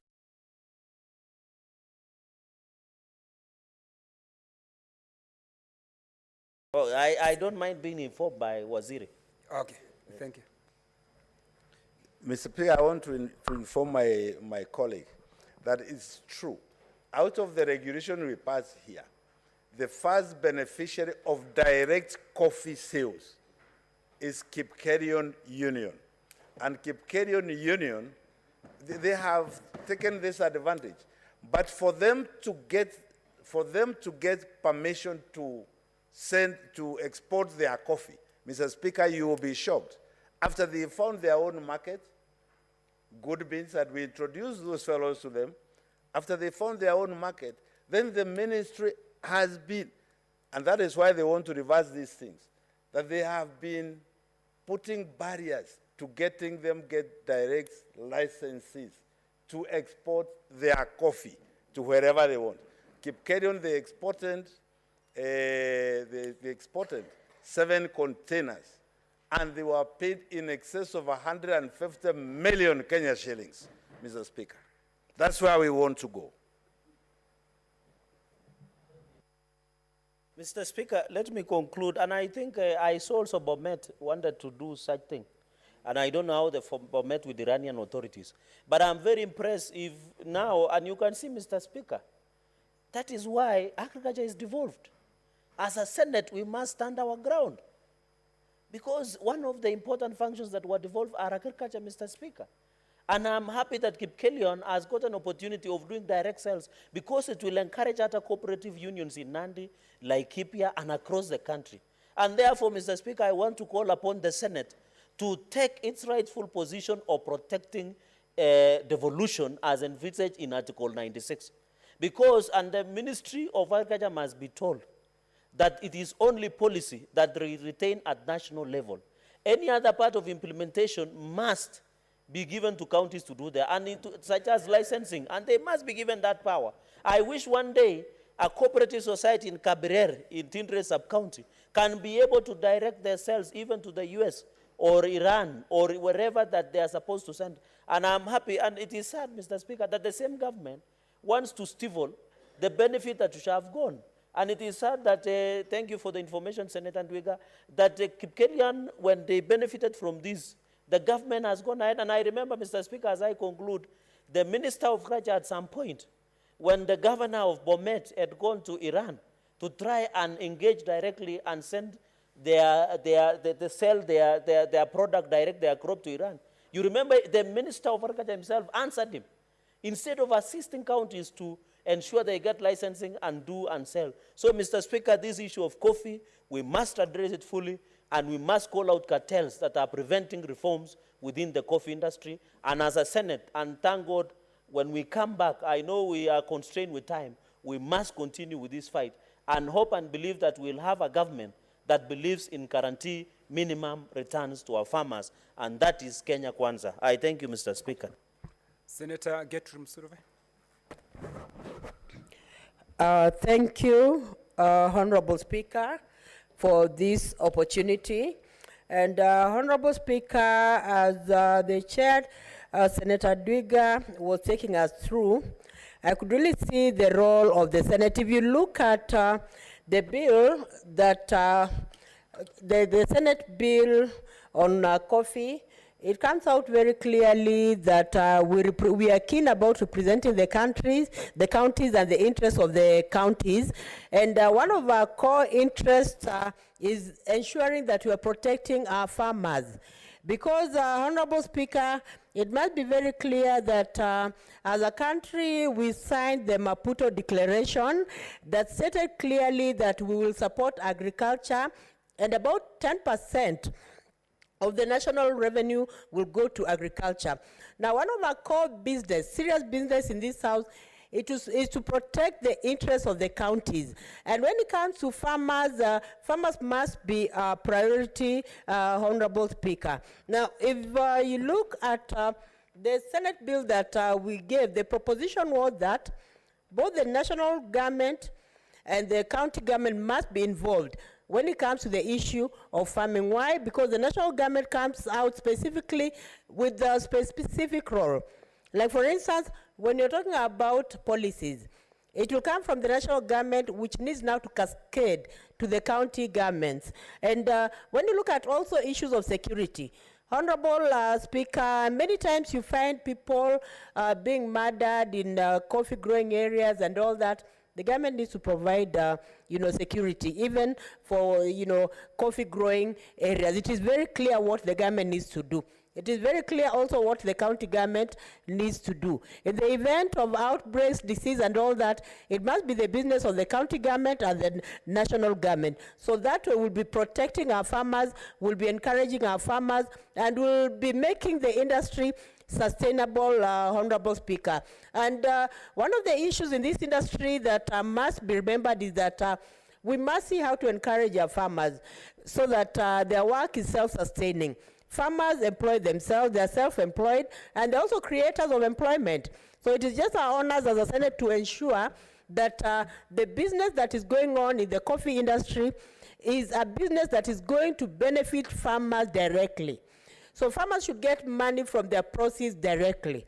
We should not have, people brokering in order for farmers to get, money. And even when it comes to support, the support should come from the government.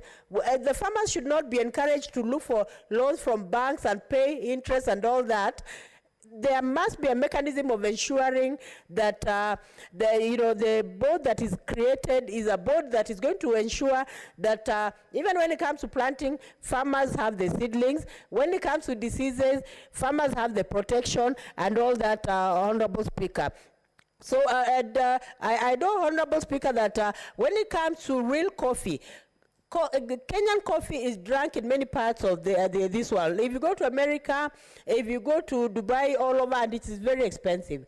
It is unfortunate that once this coffee is imported or is exported, the real farmer who plants that coffee cannot even afford to buy it because it is very expensive. But we must look for mechanisms of encouraging our own, encouraging this industry so that it can be self-sustaining, and it can continue being a creator of employment.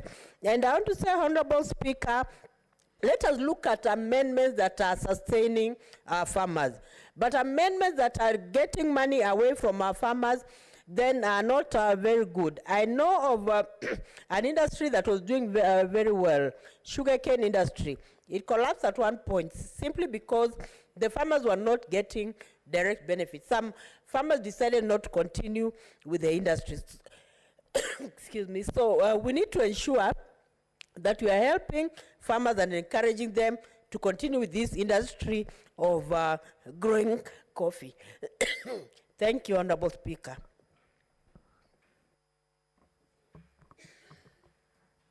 Honorable Senators, there being no any other interest, I put the question, which is that pursuant to Standing Order 159, the amendment of National Assembly to the Coffee Bill, Senate Bill number 22 of 2020, be now considered. Will as many as of that opinion say aye? Will as many as of contrary opinion say nay? Nay. The nays have it.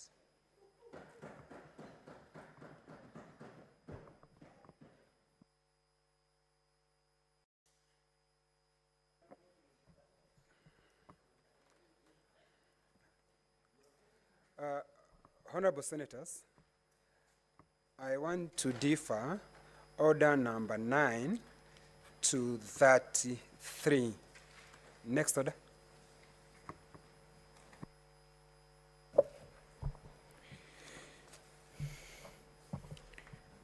Order number 34, motion, adoption of the report of the Sessional Committee on Delegated Legislation on its consideration of the Controller of Budget COB Regulations 2021.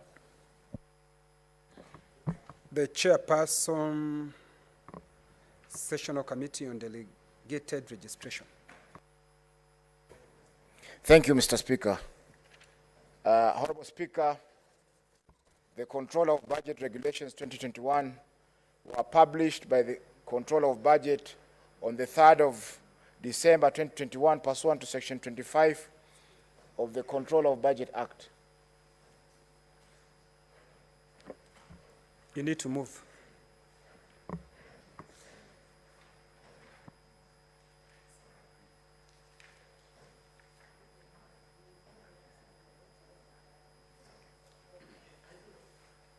Sorry, Mr. Speaker. Mr. Speaker, sir, I beg to move that the Senate adopts the report of the Sessional Committee on Delegated Legislation on its consideration of the Control of Budget COB Regulations 2021, laid on the table of the Senate on the Tuesday, 10th of May, 2022, and pursuant to Section 18 of the Statutory Instrument Act 2013, annuls the Control of Budget Regulations 2021.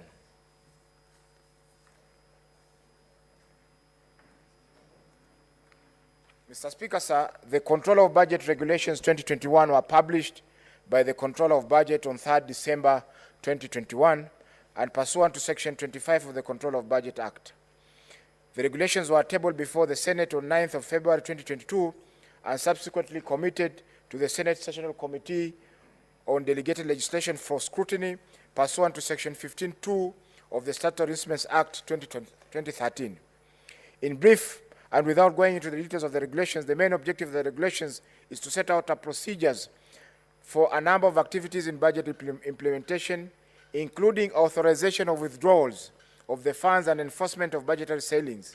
For a detailed itemization, the objectives of the regulations are at Regulation 4.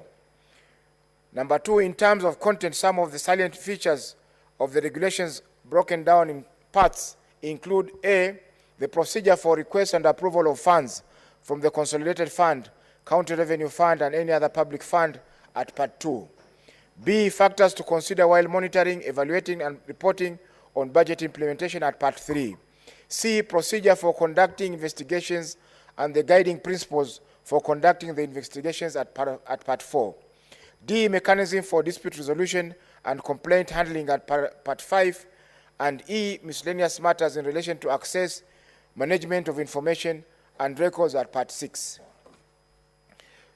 To have a deeper appreciation of the regulations, Chapter 1 of the committee's report gives a detailed breakdown of the content of the regulations wholesomely.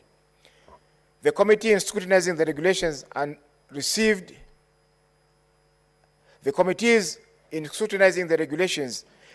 submissions from various stakeholders, such as the National Treasury, the Central Bank of Kenya, CBK, the County Assemblies Forum, the Council of Governors, COG, the Office of the Auditor General, the Intergovernmental Relations Technical Committee, IGTRC, the Committee on Revenue Allocation, and the Institute of Certified Public Accountants of Kenya, ISPAC. From the engagement with stakeholders, a raft of proposals which, in their view, could have enriched the regulations were submitted. All the submissions made by the stakeholders have been annexed to the committee's report. Honorable Speaker, the committee made the following observations. A, the regulations contain conflicting timelines with the existing statutes. Regulation 22(3) on submission of quarterly reports to the Controller of Budget by the 15th day after the end of each quarter contradicts Section 83, subsection 3 and 5 of the Public Finance Management Act 2012, which requires ministries, departments, and agencies, MDAs, to submit to the National Treasury and a copy to the Controller of Budget the quarterly report on the 15th day after the end of each quarter.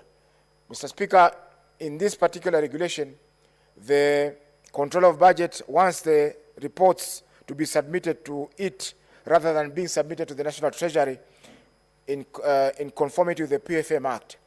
And the PFM Act, Mr. Speaker, sir, takes precedence over any other legislation that talks of financial matters. The National Treasury thereafter is requested to submit a consolidated quarterly report to the Parliament and a copy to the Control of Budget by the 45th day after the end of each quarter. The committee noted that while the timelines in the regulations were in tandem with Section 9 of the Control of Budget Act, Section 6 of the Public Finance Management Act 2012 says that the PFM Act shall prevail in case of any inconsistent with any other legislation. In a number of matters, including preparation and submission of budget estimates and the time for doing so, raising of revenue and making of expenditures, which are activities in the implementation of the budget. While scrutinizing the statutory instruments, the committee was guided by the considerations set out under Section 13 of the Statutory Instruments Act. In this specific matter, the committee found that the regulations were not in accord with written law, mainly the PFM Act, as anticipated under Section 13A of the Statutory Instruments Act. B, the committee further observed that the penalties contained in the regulations are not sufficient to deter non-compliance. In other words, the regulations were toothless. Regulation 49 gives a blanket penalty by making reference to the Controller of Budget Act. Based on the foregoing, the committee noted with concern that there was no need to have regulations in place without sufficient consequences for non-compliance. C, while the committee appreciates the right of independent office holders to conduct investigations. The committee noted that the investigative powers as contained in Part 4 of the regulations are likely to overlap with the investigating powers of other government agencies, such as the Auditor General, the DCI, and the Ethics and Anti-Corruption Commission. Lastly, the committee was of the view that the regulations do not address challenges currently being experienced, such as pending bills. Mr. Speaker, you are aware that the pending bills has been a real problem to all the counties and the national government. And therefore, the failure by the regulations to address this pertinent issue was a flaw on the part of the regulations. Regulation 82C3 and 102A3 provide that an up-to-date schedule on pending bills and payment plan be provided by the national and county governments during a request for approval for withdrawal of development expenditure to enable the control of budget track the payment of pending bills. The committee observed that this was only a tracking mechanism and will not ensure actual settlement of pending bills before incurring new expenditure. Honorable Speaker, it is after thorough scrutiny of this regulation that the Sessional Committee on Delegated Legislation recommends that pursuant to Section 15(1) of the Statutory Instruments Act 2013 and that in accordance with Standing Order 2214B of the Senate Standing Orders, the Control of Budget Regulation 2021 be annulled. Mr. Speaker, I take this opportunity to thank your office and to thank the Office of the Clerk, members of the committee, and the Secretariat for the good work that they have continued to do. I call upon Senator Gerard Gay to second this report. Thank you, Mr. Speaker, sir. Senator Samson Cherargei.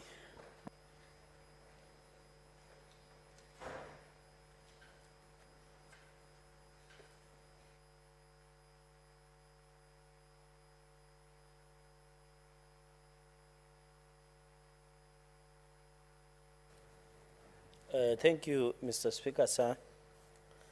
I want to thank the chairman of the committee, Senator Mohammed Faki, for the good job.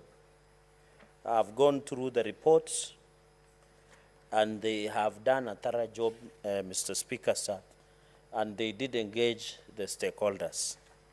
Mr. Speaker, sir, I want just to make two comments. One, as I second this report that has been annulled, is on the issue of pending bills, Mr. Speaker, sir. I sit as a member of County Public CPIC, which audit counties and look at audit queries. The biggest challenge, Mr. Speaker, is the pending bills. Most Kenyans, most young people, PWDs, the youth and women who do business with counties, Mr. Speaker, and the county and the national governments have not been paid. I remember the last time we checked, we were being told more than 110 billion was pending bills that were being owed to county governments, Mr. Speaker.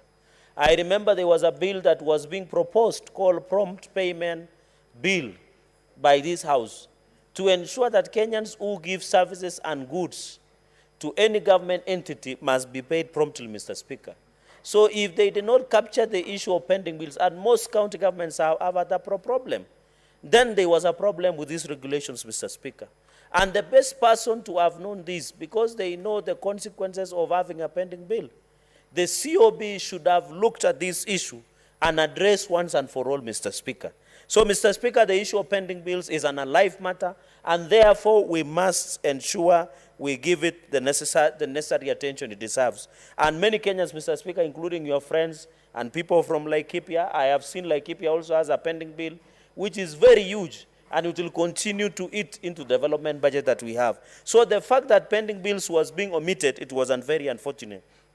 Mr. Speaker, sir, the issue of the Public Finance and Management Act, of course, it takes supreme as the Constitution and subsidiary, and then the overlapping of the issue that we have on the EACC, Mr. Speaker, is also very important because, by the way, the controller of budget cannot investigate himself. You cannot be the judge in your own case. You must ensure that. Mr. Speaker, the annulment of these regulations is welcome. Just allow me to make 1 or 2 points so that I can conclude, Mr. Speaker, is on the issue of County Assemblies Forum. I have seen their recommendation, and it is very important. The reason we are annulling this report is that we are not annulling it into a certainty. These are things they can still redraft these regulations, consult the necessary stakeholders, and they can still bring it. The issue of county assemblies forum, I have noted, and I think I should make a comment on this, is they were proposing that when they want to, they receive what we call autonomous to be able to access their funds. Mr. Speaker, you know, you and me know this politics. When the governors want to control county assemblies, they must control their budget. And now the power of CEC of finance, they can alter even the budget of county assembly. So if county assembly maybe have made a budget on mortgages and car loans, because the governor thinks that the county assembly is going rogue in courts, they can decide, and therefore the proposals that were being made through county assemblies forum cannot be wished away. And I hope in the next regulations they must be captured and ensure they go in place, and ensure, Mr. Speaker, that timeline of county assemblies are sending their money through county treasury, they should be a standardized form, and the CC in charge of finance should not have a sweeping authority that should have been there, Mr. Speaker. Mr. Speaker, on most of the stakeholders that did submit, the Commission on Revenue Allocation, issue of Office of the Auditor General, certified ISPAC, many other organizations, the Cabinet Treasury, these rules will keep improving. And I think in future, Mr. Speaker, these stakeholders must continue to consult us. The fact that this report has been annulled, the regulations has been annulled, has not met the threshold and the standards of legislations that has been provided. But not all is lost. We can still use as a reference in drafting future rules and regulation. You know, I heard, Mr. Speaker, as I conclude, and Senator Ledama is here, that the reason BBI was being thrown out is that they given us a framework on how to amend a constitution in future. When we throw this report, or when we annul this report, it also gives opportunity for the COB to take this report of the Senate and redraft the regulations that are supposed to be within the certain framework, Mr. Speaker. So, Mr. Speaker, the annulment was welcome, and I want to thank committee, the membership that, that ensured that they annul this report. And people should know, Mr. Speaker, that Senate and Parliament is not a conveyor belt of either government or any entities, that they just bring a report, they bring a regulations, and we say hallelujah and just pass. We must use comb and nail and tooth and nail.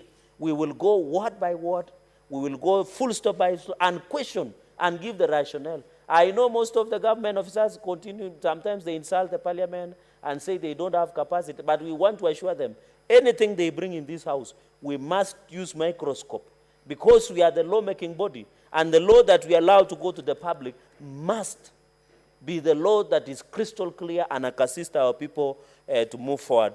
And welcome Senator Ledama back. I know he has been busy crisscrossing the country with Azimio campaigns. Mr. Speaker, I second this report. I thank you. Honorable Senators, I propose the question, which is that the Senate adopts the report of the Sessional Committee on Delegated Registration on its consideration of the Controller of Budgets, Regulation 2021, laid on the table of the Senate on Tuesday, 10th May 2022, and pursuant to Section 18 of the Statutory Instrument Act 2013, annuls the Controller of Budget Regulation 2021. Senator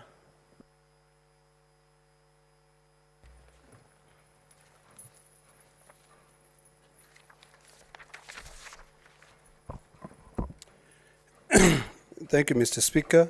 Mr. Speaker, I rise to support the motion today, which is the adoption of the report of the Sessional Committee on Delegated Legislation on its consideration of the Control of Budget COB Regulation 2021.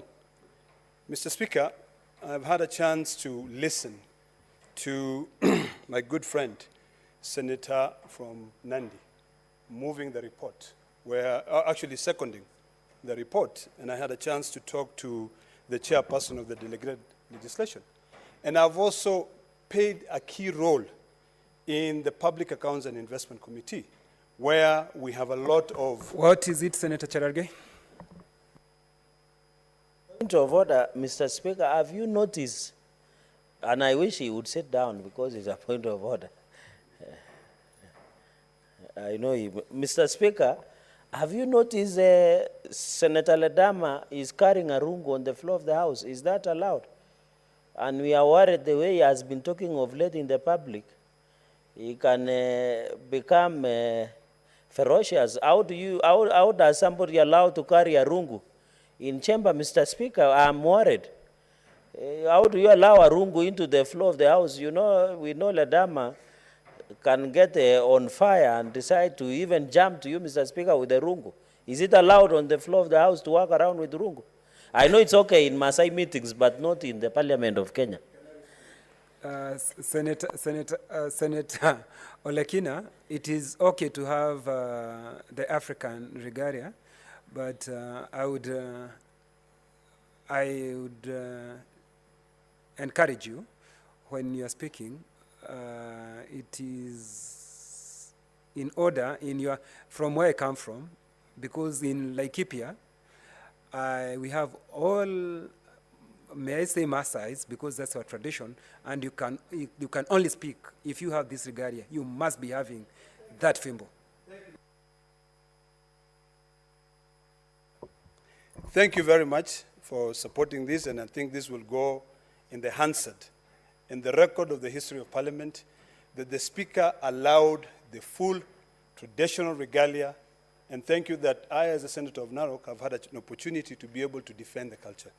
Mr. Speaker, I want to assure the good senator from Nandi that a rungu is a sign of leadership. It is not a weapon. And this is something that allows me and also gives me more courage when I'm speaking about issues that we are deliberating in this Parliament. Mr. Speaker, the issue at hand today is something that has affected so many Kenyans. A lot of Kenyans have paid a price. A lot of Kenyans have actually committed suicide because county governments, even the national government, has not paid them. So, Mr. Speaker, when it comes to an issue of regulations, when you have regulations, they have to go hand in hand with the PFM Act. If these regulations do not go hand in hand with the PFM Act, I completely support the idea of nullifying them.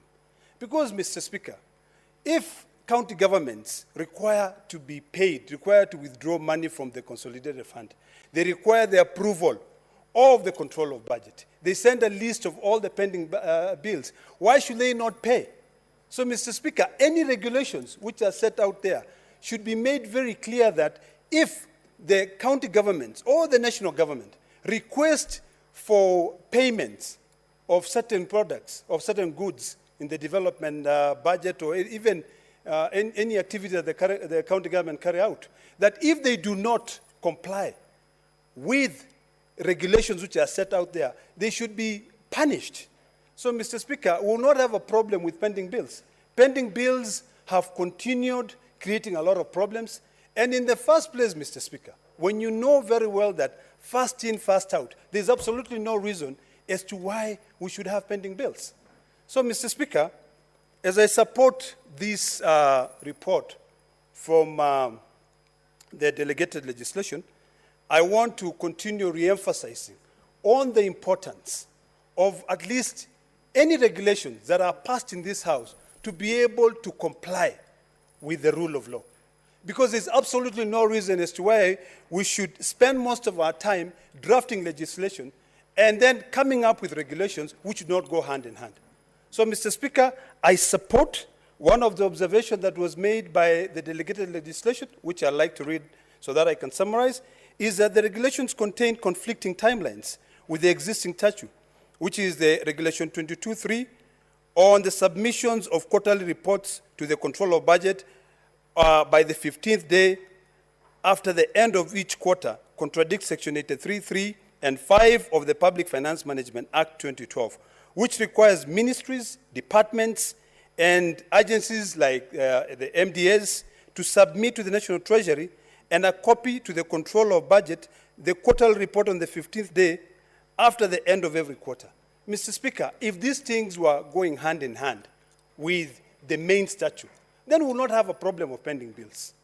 You know, a lot of people, and when we go into the next Parliament, I think it will be important for this Parliament to go on record as having at least put some sanity in the issue of pending bills.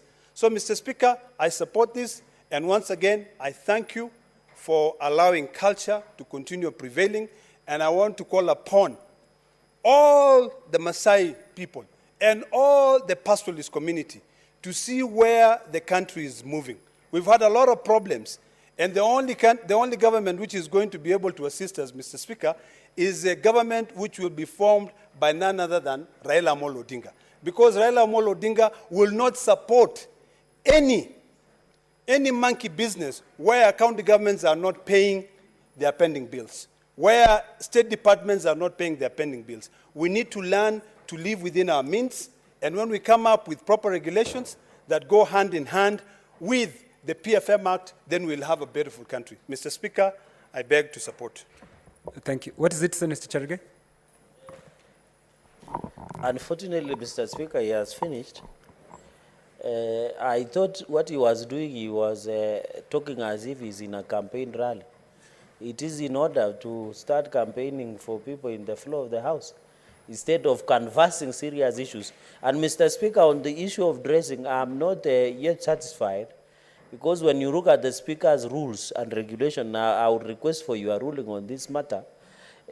What is it? Because where I come from, we carry, no, I'm not offended. I just need a Speaker's ruling because it will inform Mr. Speaker. You know, if we don't take care, I will also come with walking stick. Other people can come like Sultan, Senator Faki might come attached with the Sultan, the one that looks like a knife here. So I'm requesting, Mr. Speaker, a ruling on when you are wearing a traditional regalia like Senator Ledama or Lekina.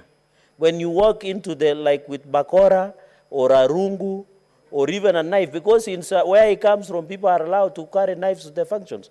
Even like here you have said, there is majority of Maasais. So, Mr. Speaker, I would request that there should be a ruling from your House so that we know what we can wear and what we can bring to the floor of the House. I thank you for your indulgence, Mr. Speaker. Thank you, Senator Cherargei. I have looked in detail at Speaker's rules, and I have just seen that I have just, because I had ruled, but I want to change my ruling. The weapon, the fimbo, is not allowed in the chamber. But for today, it was allowed because he entered. But Sergeant at Arms, it should not be allowed.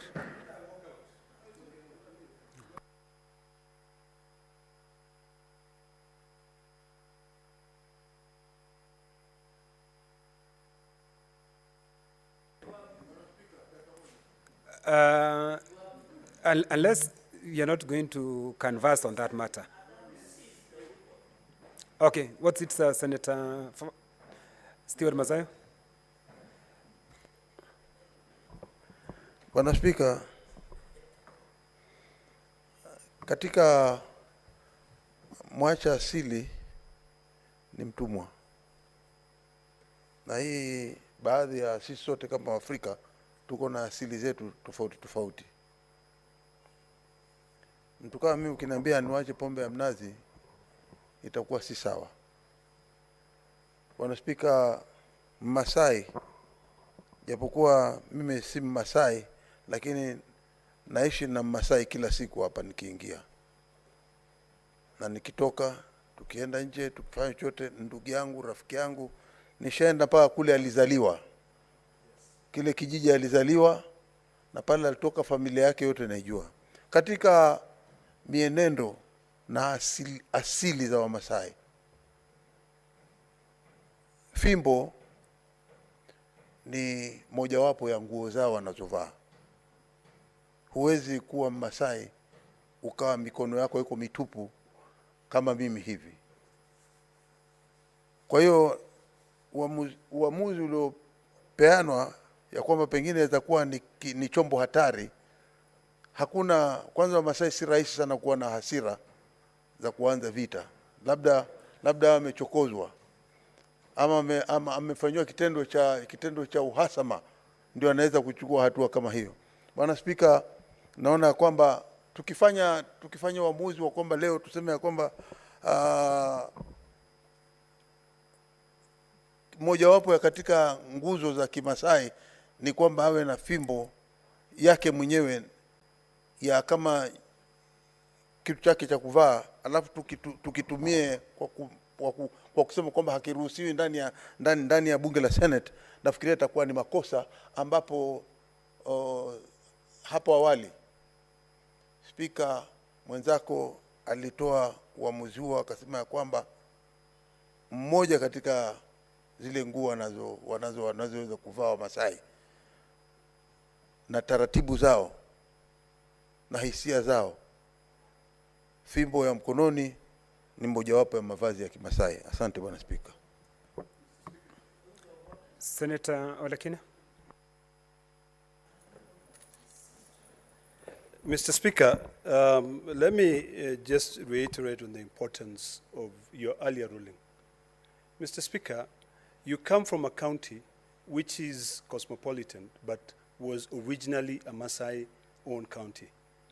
And there's a difference between a weapon and a leadership tool, Mr. Speaker. For many years in this country, the former president, or the second president of this country, President Daniel Arap Moi, had a rungu with him all through. There's no single day that the president ever took that rungu and hit somebody with it.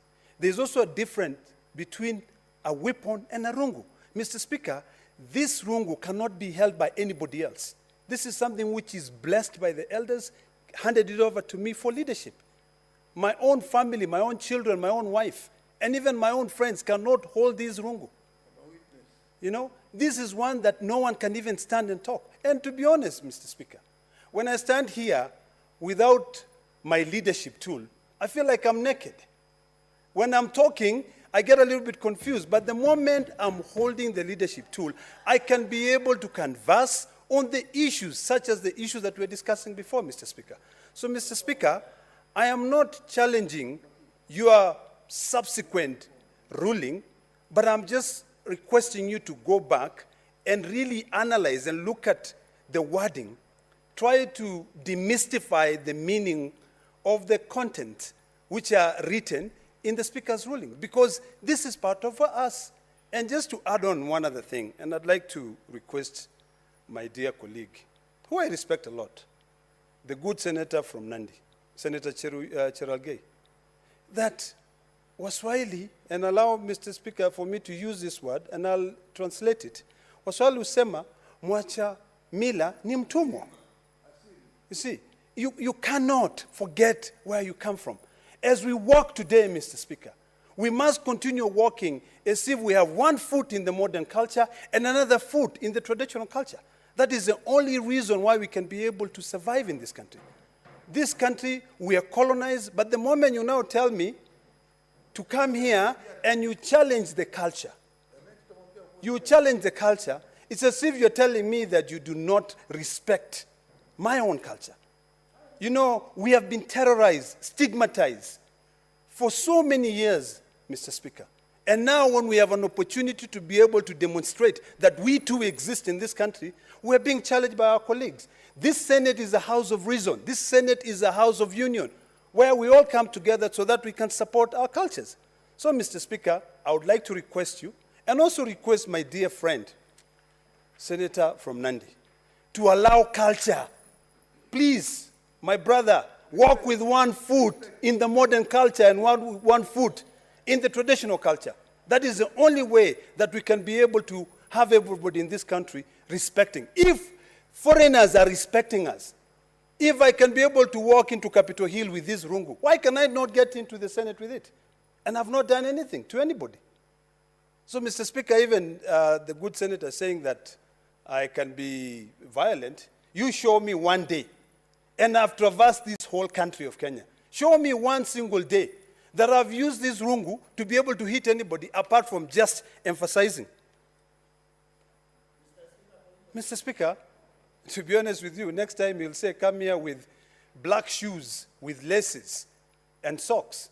Then what will I look like? A zombie walking? You know, I just respect my culture. I come here and articulate on issues that affect our people. Our people, their bills have not been paid by our county governments.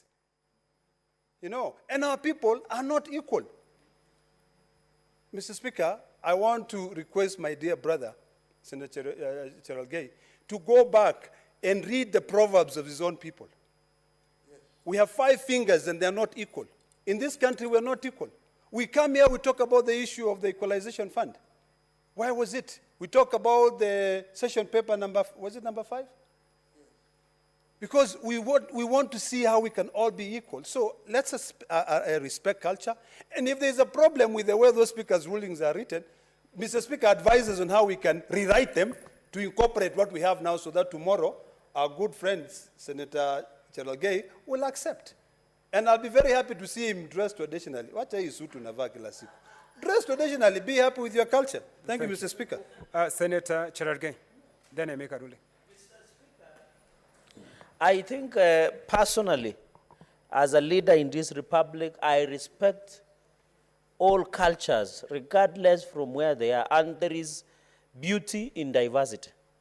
So Senator Ladama to lead the Republic of Kenya saying, I'm against the Maasai culture, I'm not. In fact, most of the names that we have in county of Nandi originally are from Maasai. And you know, Mr. Speaker, Senator Ladama should not mislead the nation. We have not prevented him wearing or coming with Maasai shuka and Maasai regalia. What I was worried, Mr. Speaker, is the standing order, number 109.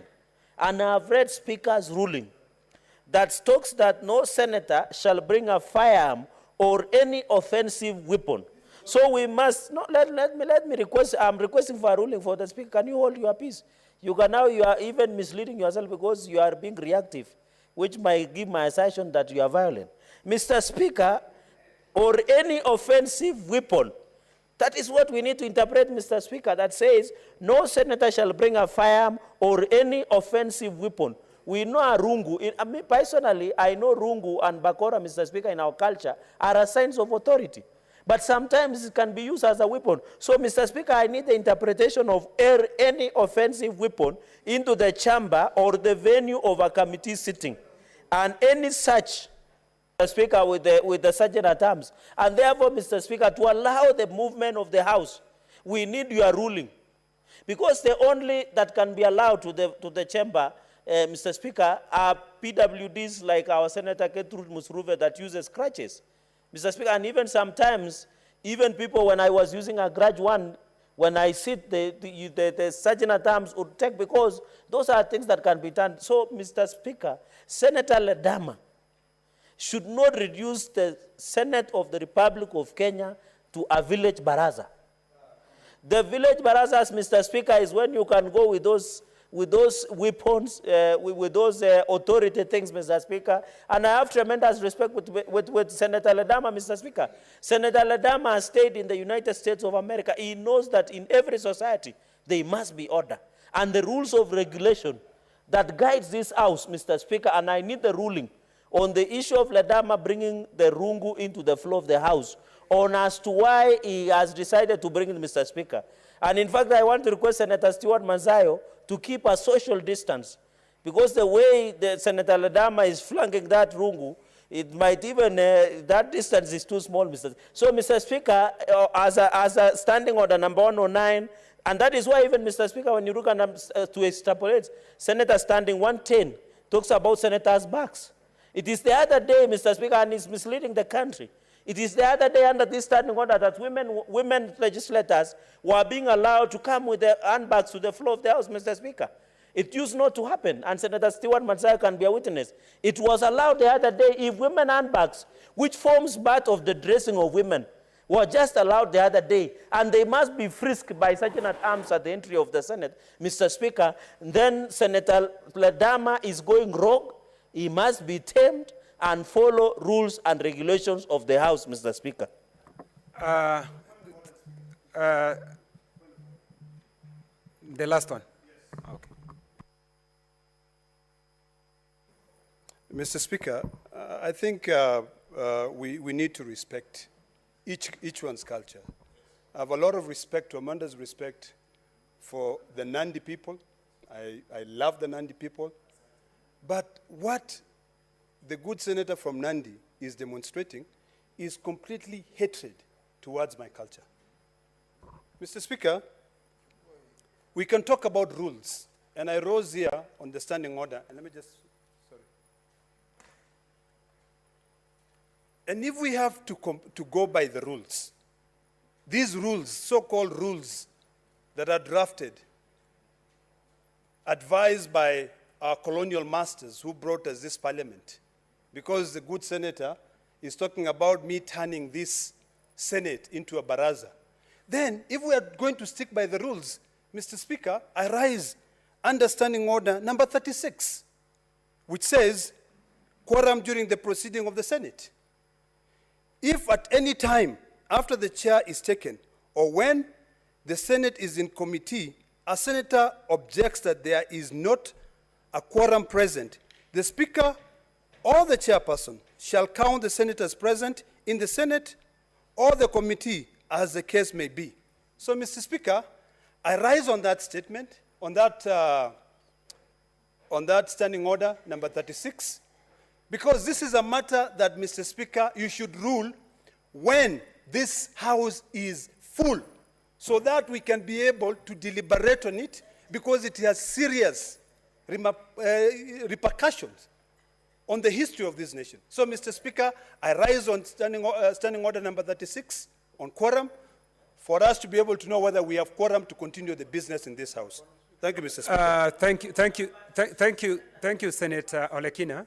I have already ruled on the issue of the FIMBO, and I said it's not supposed to be allowed in the House. And now we can confirm the quorum as Senator. The bell for to confirm quorum.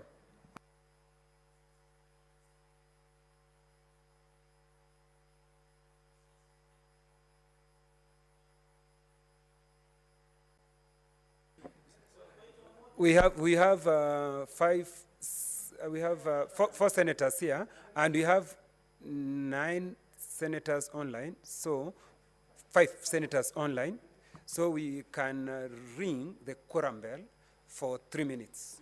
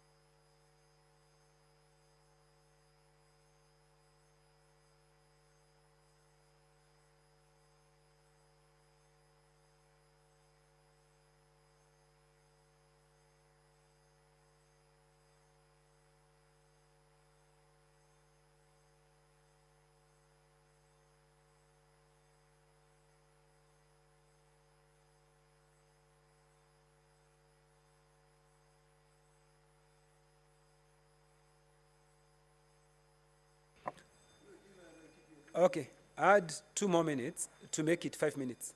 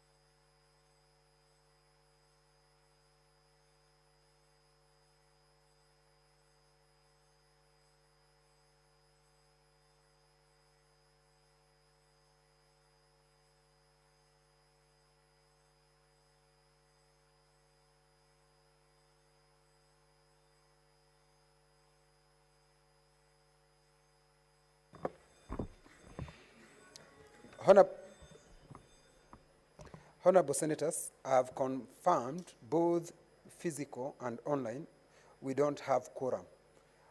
Therefore, the Senate is adjourned, stand adjourned until Thursday, 19th May 2022 at 2:30 p.m.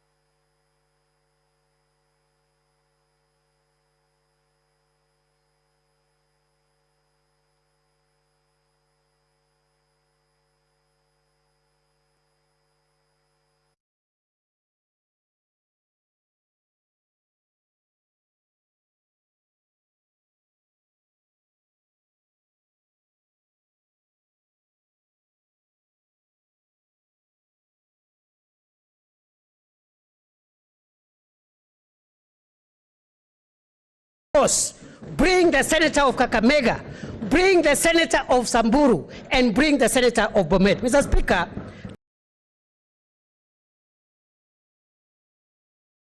move that this House adjourn until when our 3 colleagues will be here. Mr. Speaker, I don't want to belabor the point. I know the trick. Those who are peddling a dangerous formula of dividing revenue in this country are using. They think without these 3, they have 24 senators to pass this ugly formula. We will not allow it. Mr. Speaker, I have before me here a letter which you have received in your office 10 minutes ago from the senator of Kakamega, Cleophas Malala, saying nobody should try to vote in his place. And I'm going to table it. It's received in your office. We cannot come here and trivialize a serious constitutional institution like the Senate. We cannot. And Mr. Speaker, today, history is before you. Today, destiny is staring at you. As the Speaker, who will deliver this Senate from the bondage of malevolent and capricious men. I want to end, Mr. Speaker. You know, there are people, and I'm glad some of our colleagues who were opposed to, who were trying to peddle this formula, toned down, including my student, the senator for Muranga. He has toned down. Mr. Speaker, there are people who have not given up, and they are trivializing this matter. And they think they are